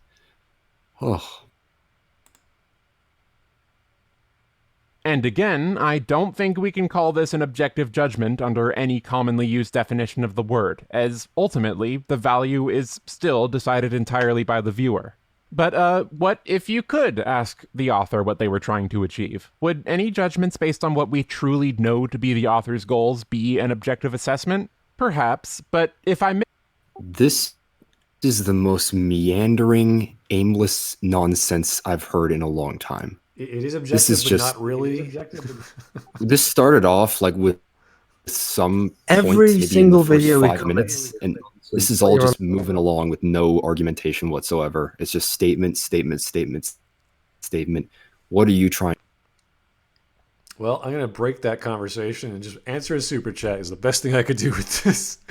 Punished Berserker, thank you, sir. The burgers I made with salami, pepperoni, and pork sausage mixed and topped with bacon. That sounds delicious. Caramelized onions, cheddar, and tomatoes are objectively delicious. Jeez, I don't know what to say to that. That sounds pretty good to me. Well, I know what to say to that. I like that. We could probably scientifically figure out what makes that so delicious. We could like identify certain molecules. We could go into the reason why a glaze tastes a certain way, what it does to your taste buds with the texture and all that. Really get into the minutia of that. And then Taxxon will be like, no, it's not objective. We have like 5 kinds of fat, 5 kinds of protein, some cheese, some tomato, some sugar, some onions. That's just to Kermit the Frog. It's like when someone says, I don't really care, you know, I don't need Kobe beef or whatever, I just need a hamburger. You're like, that's great for you, but that's not the standard that we're going to go by as what is a great quality steak. But I appreciate where you're coming from, and I know where you're coming from. I don't know where Patricia's coming from. No. They seem to be copacetic and accepting of objective observation, but not actually agreeing with it. It's kind of off the cuff sort of, oh yeah, I guess this could happen, but really, no, it can't. And I go, okay. It's the corner that they backed themselves into, and I think that was a great unintentional trap by Mahler by trapping them in this thing where they're stuck going, we can't really say anything is objectively good or bad because that's a value judgment. And then you're like, glad you're still talking about that, because you're not talking about movies anymore. Now you're just talking about, like, can anything we perceive be said to be objective? And it comes down actually really to semantics, and like the film itself disappears. And that's my trouble with like arguing for value when it comes to movies. And it's also my trouble with everything being subjective. It's like you begin to miss the point of what the discussion is about. It's like it should be about the films. It should be sticking with that rather than what the words mean. So, which is why I'm fine using words other than objective. I'd be fine using the word normative or well-founded or whatever you want to call it. I just want to stick to it's only because they dislike the word or don't like their definition of it, which is a semantic argument, which is just pointless. But I also think that they don't like the concept underneath it. I don't think that they like the idea that you actually have to, that there's no shortcuts. So objectivity is not a shortcut to quality. Yeah, it's easy. That's why I think people do it. It makes people feel like they're more valid and that like everything's fine. That's why I think people use. Like, I like being told that my videos are too personal because I'm not being objective enough. Like just today, I slammed or I was commented on my video on Just Right, and I was doing too many low blows. I was like, you know what, I was, but he was insulting my intelligence. So at that point, I don't care. But yeah, well, that's something that I talked to John about on the stream that we had. Is I'm like, I think that criticism is very valuable because you can use it to improve. Like, you don't need to take it to offense. You don't need to like say people don't understand. You can figure out why people are reacting a certain way to your art or whatever it is that you're building, and you can figure out how to improve and make it better in the future. And not only is people, not only is critique valuable, critique is critical. Yeah. To especially to a writer or an artist's development, because if everyone just tells you, oh yeah, it's good, yeah, it's good, yeah, it's good, you can spend 50 years making art without ever improving because no one tells you what's wrong. Yeah, that's true. A bunch of yes men around you could tank your product. Yeah. George Lucas. Yeah. They argue from a position of practicality again. We've just lost the ability to objectively analyze any piece of art made by an author that doesn't want to tell you what their artistic goals are. Okay. It's not my place to tell you what my art means, okay, guys? Arguing from practicality is one of the basic understandings of objective critique. What is the function of the object? What is it's going to do? What are you using it for? You can build a chair, which is objectively good for you, or you can use that chair as kindling. It's whatever you do with it. So is it a good piece of kindling? Great. If it's wood. If not, it's probably steel or something. But it's just funny because this is not what they teach in screenwriting classes. They'll teach you a format that you can work with. It's like the thing that Picasso said, where to break the rules, you have to learn them first. Exactly. You have to know that you can form a story into a 3-act structure, a 5-act structure, or 8 independent sequences. As long as you have the basics, you can flesh that out into whatever subjective product you want, and you will, because you're a human being.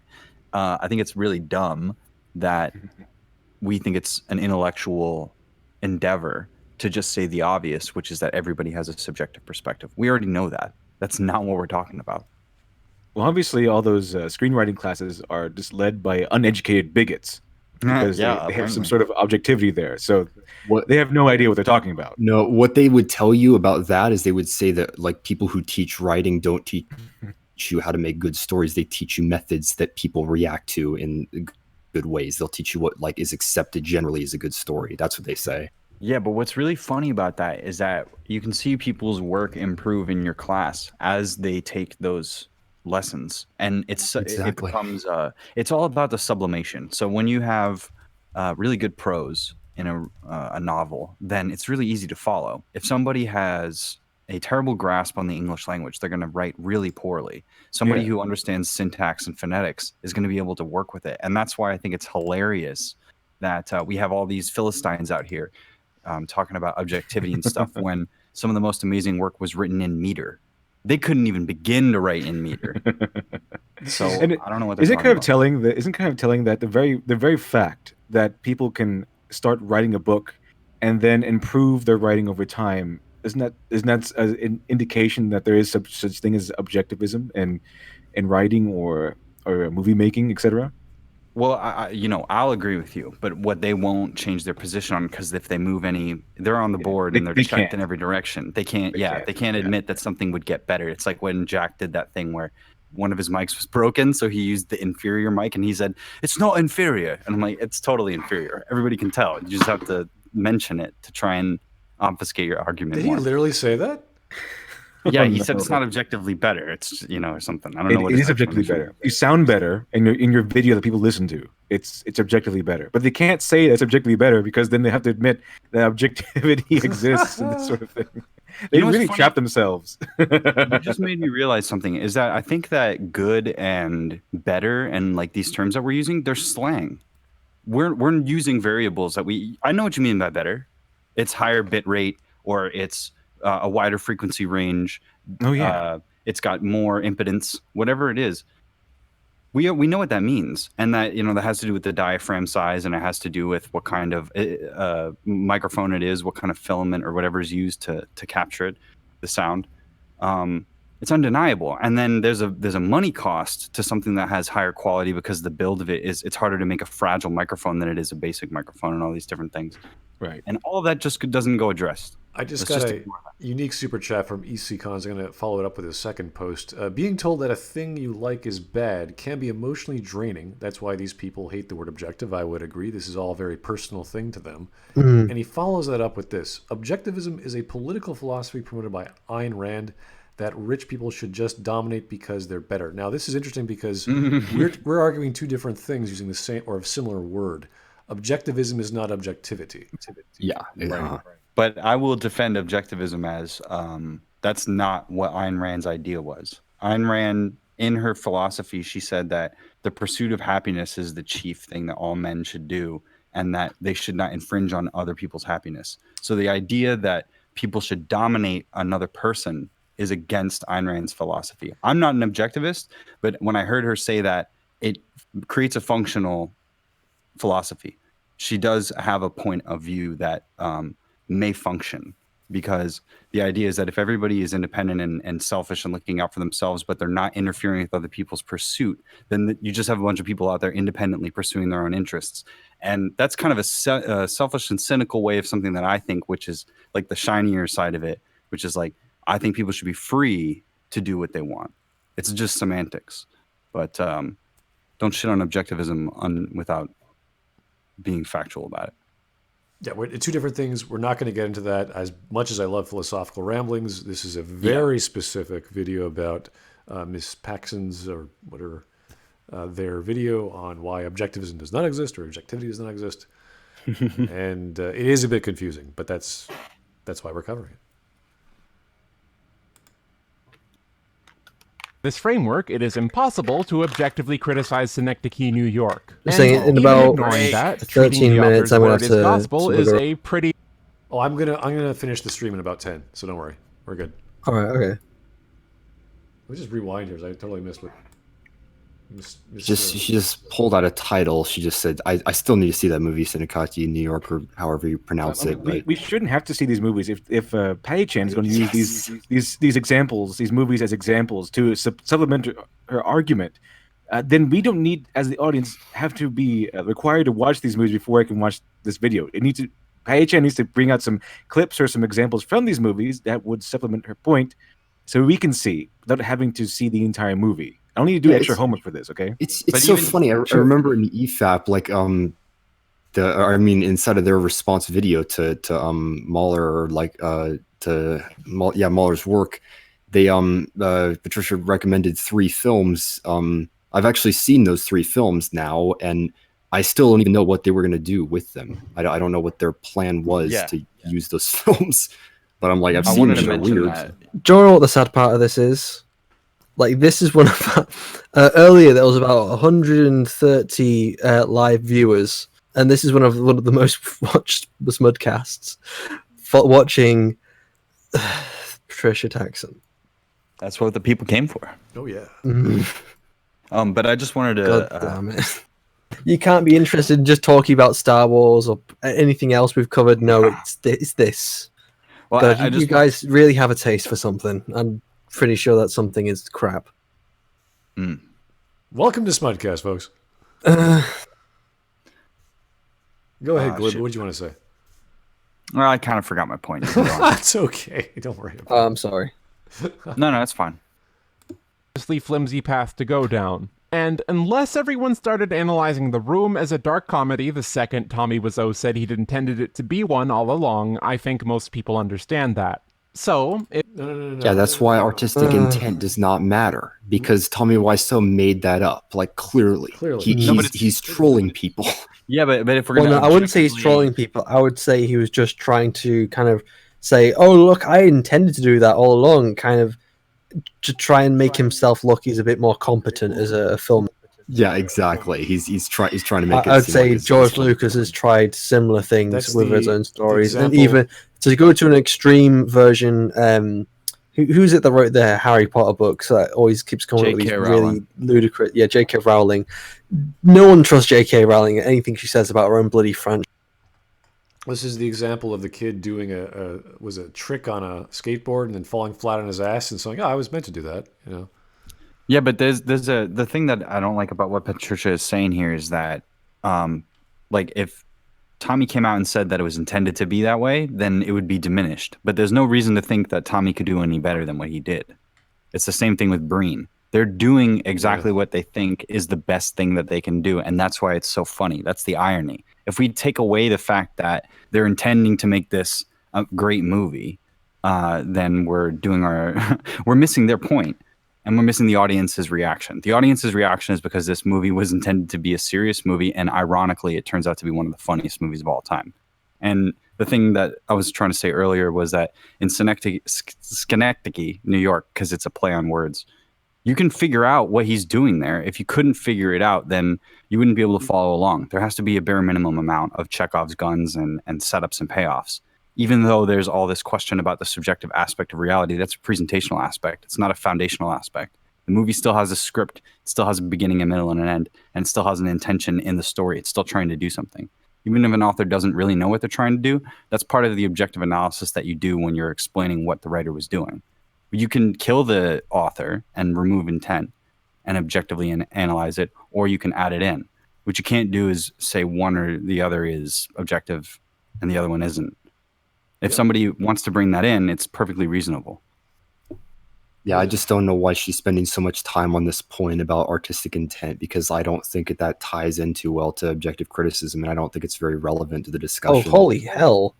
My channel's jumped up 25 subscribers to just being on the stream. I guess that plugs. Yeah, man. Oh, nice. Well, we shouted you out. I got one notification. All of a sudden, I got shot from about 70 to about 90. No, I know it's not impressive by any means, but that just kind of told me. Sweet deal, yeah. You deserve it, man. Make some good content. Super chat from I'm nuts. EC Cons, thank you again, sir. My point is admitting that you like something bad can be hard, and it can invoke guilt and shame. That's why they hate the word objective. I think it's more than that. I think it's that we have a series of observations and arguments and proofs that they don't want to even get near. And there's no reason. Yeah. Like when John came on, I was like, I'm not going to bombard this guy with like 1,000 questions because he's not going to answer that. I don't want to scare him away. I want to have a real conversation. And that's why I opened it up to him, because I wanted him to come after us and say, what do you think is bad? But he never did. He just sort of asked and talked about the nature of objectivity and what does it mean to critique things. And I thought that was fairly nice. people have a reason for why they like the things that they like. They're not going to admit that, but Patricia Taxxon and Jack Saint have reasons for why they like The Last Jedi. And like arguments are, they don't want to hear arguments. They don't want to like hear counters. Whereas like a lot of us would just be like, okay, if we feel like we like something and it's good, and then we're presented argumentation for why it's bad, Yeah, it's we'll just like, be like, oh, I just didn't have the right information. it's But like- it's not the same for them. Oh It's- yeah, they don't No, want that. Totally different. Like with my opinion with Picard, I'm still on a seesaw with this show. I like parts of it, and I really hate a lot of it, and then I like a little bit, then it just breaks my heart, and it's this really crazy roller coaster of just watching every episode and just crying of what they've done to the legacy of Star Trek and how Kurtzman has attacked it and destroyed it, and I don't know how they got. And Smud, do you know what's worse? It's not going to end. It's going to keep going. There's more Don't shows. worry. I've heard that. The There's second season like the planned. There's gonna like the planned second season, and then there's like the planned. What was it? Section 31 show, and they're planning like a Pike show, and then the planned crossover version of all of them. So you're gonna get crossover, like a big crossover show from Discovery, Picard, Section 31, and Pike. I look forward to that. The complete abomination of what is now Star Trek. If you're worried about Picard, I have good news. According to the news I've heard, for the second season, they're going to be concentrating on adding more LGBTQ couples in there. So if you're worried about thank God. The show is saved. My biggest worry about the show. Oh, Don't worry, guys. Gee, thanks, Lurch. I really wanted to hear that. They listen to the criticism. I'm curious. What do you guys think about the art design of that show? Oh, it's fucking disgusting. Like, don't get me started on the fucking art side. I'm a big person, art style, and I'm just so fucking pissed with how that show looks visually, especially that one ship that we're always flying about in Picard. Don't get me started. You know what that reminds me of? That reminds me of The Expanse, but like a cheaper, stupider version, like the ship itself. It's like, hey, it's a layout of the. It looks so generic. Well, yeah, that too. The Expanse is like the best budget sci-fi show ever made because it's just made for like French fry shoestring budget. Yeah. Then it got bought out by Amazon, I think. And then I think they got cancelled by Netflix, and then they went to Amazon instead. Or something. There's lines. Sci-fi. They were a sci-fi show. It's the best sci-fi show ever made, which isn't saying much, but it's funny to see season 4 and the big budget increase after that. Yeah. Mm-hmm. Which I still haven't What was it with The Expanse? Like halfway through one of the seasons, they just completely dropped one of their plots, and then the rest half of the season was just on a completely new plot, like to do with the ring. Because you had this whole like plot to do with, like we should there get into was the this, whole like conspiracy plot, and then they just drop it immediately, and it's like, oh look, it's all solved, jazz hands. It's like no, you can't just solve it this quickly. There's got to be more. You can't just end it like this and just continue on. No, we should talk about this in a post stream and just get back to the video because we're off on a tangent again. But yeah, I'm down to talk about The Expanse anytime because I love talking about sci-fi. Last points on Picard, fucking disgusting. All right. Don't ever get me started about that show. We're gonna end you right there, Shiny. We're almost done. Don't worry. If I covered my bases adequately, that's all the arguments I've seen for this particular version of objective art criticism, the ones that involve individualized processes for determining the theoretical most objective standard for any given situation. But, surprisingly, we're not done. The goalposts can still be moved to what I believe is the final position, and it's weird. It's weird. Part 3. Postmodern objectivity. What? As far as I can What? tell, What? the last position involves a gruesome stretching of Google's definition of objective. That being not influenced by personal feelings or opinions in considering and representing facts.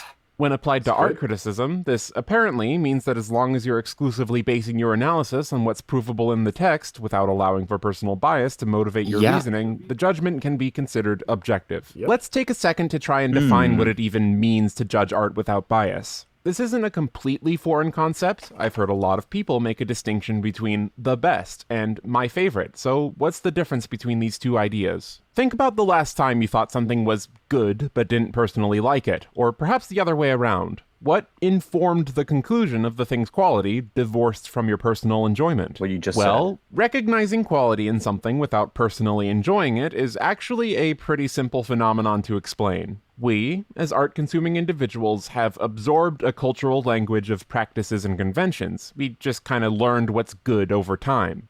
But this is, at its essence, still an No. opinion. Perhaps That's really the opinion funny. of a simulated person who holds all the most common conventions in high regard, but it is still an opinion. Evolution There is just nothing an opinion. objectively determining this opinion to be closer to any sort of truth. Like, This is the same thing that Just Right talked about inside of his video. He said that basically, like, people who watch more movies will learn, like, what they feel quality is. They'll essentially like develop taste or something like that. And it's like, I don't buy it. Well, he was I don't. he was referring to David Hume, and that was one of the many elements of properties of a critic that you're supposed to have good taste, and that's fine. Oh yeah.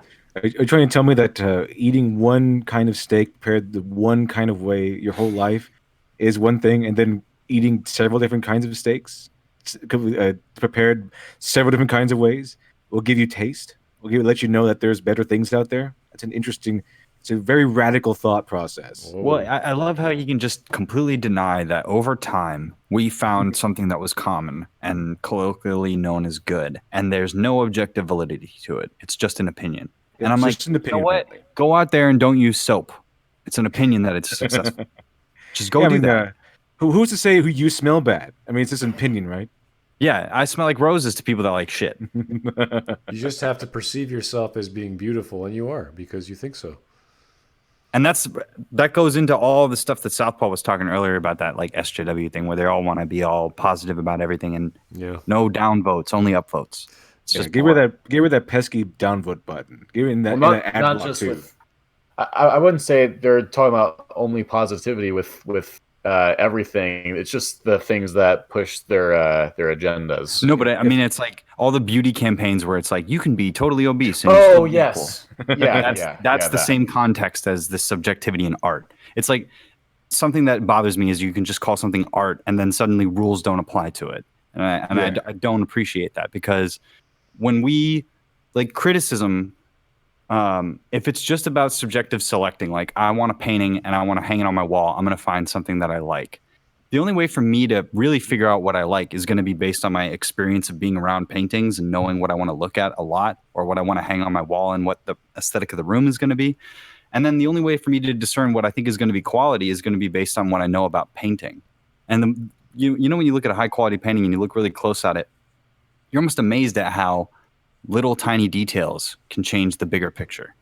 Mm-hmm. And all those details are objective. You can analyze those. You go, wow, he used orange here to highlight this, and that's how it interacts with this.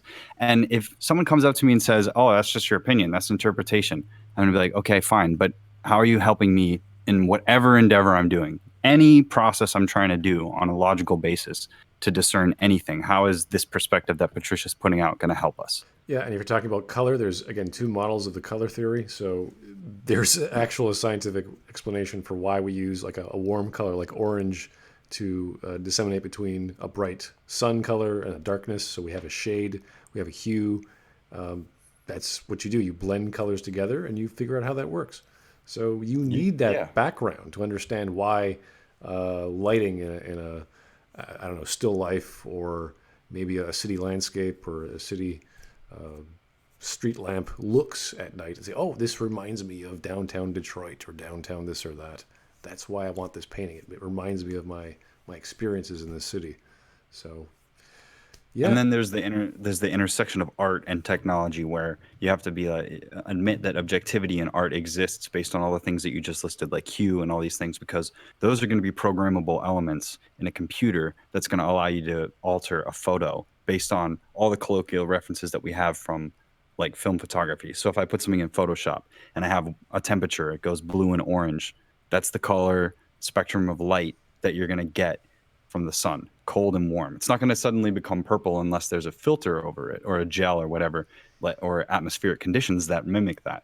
So to be able to program the computer to do something that in reality an artist had to know and do manually with pigments and with all these different physical tools that they had requires objectivity to analyze how that worked. You have to know how to make opacity work and all these different things and program it into a computer, which goes completely against these arguments. The fact that computers can do so many AI-oriented things and match so many things that artists used to do by hand, like tweening and animation, goes completely against everything that they're saying about subjectivity in art.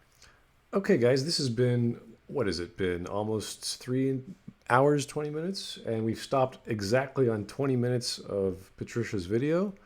I'm going to call it a part 1. We're going to have a part 2 sometime this week whenever we can. I know that other people have work tomorrow. I know that LIteratureDevil does his morning, what is it, morning nonsense. Morning nonsense? Morning madness? Something like that? Okay, well, I want everyone to have a great night. Get some sleep.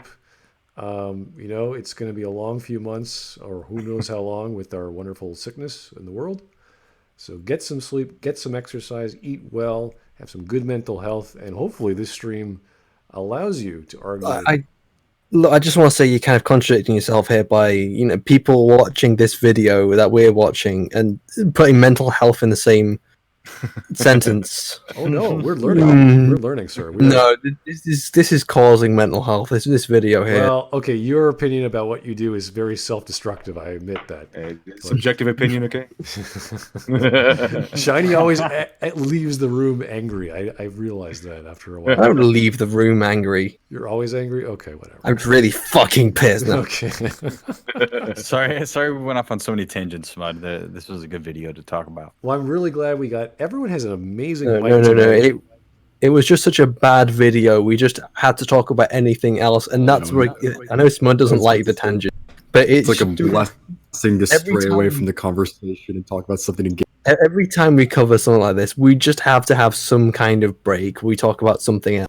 We just have to. It's impossible. Otherwise, we really will get brain damage. Well, I do look forward to ever talking to Patricia if we can ever get her on, and hopefully we can get some of you guys on. I'll reach out to them tomorrow morning, whether they've care, because again, they don't care anymore. They've done this video. They're finished their argument. They have no more stakes to. What time zone are you in? Patty does not like me very much, so you probably I won't get her on if you don't. If you have her on, I'm sure I'm gonna get like a certain label just kind of slapped on my little clone helmet. That would be cool. Just kind of like no. I meant like is in, like just because I'm associated with you a lot. I'm just gonna get some kind of label slapped onto my helmet saying, "Oh, sexist, racist, homophobic." You will get several. I'll just like the little stickers, like, okay, this one I got given by Patricia. This one I got given by. You get a new one every month or so. You just have LIteratureDevil. Just sure you have so many. You just kind of put them all on a wall. Just admire them. Well, thanks for everyone for tuning in. I appreciate all the super chats as always, and I really appreciate Glib, and I thanks for Southpaw popping in. That was great. It was my pleasure. Oh, thanks, guys. See you all soon this week, I hope. Stay healthy, and we'll talk to you soon. Yeah, don't get that corona.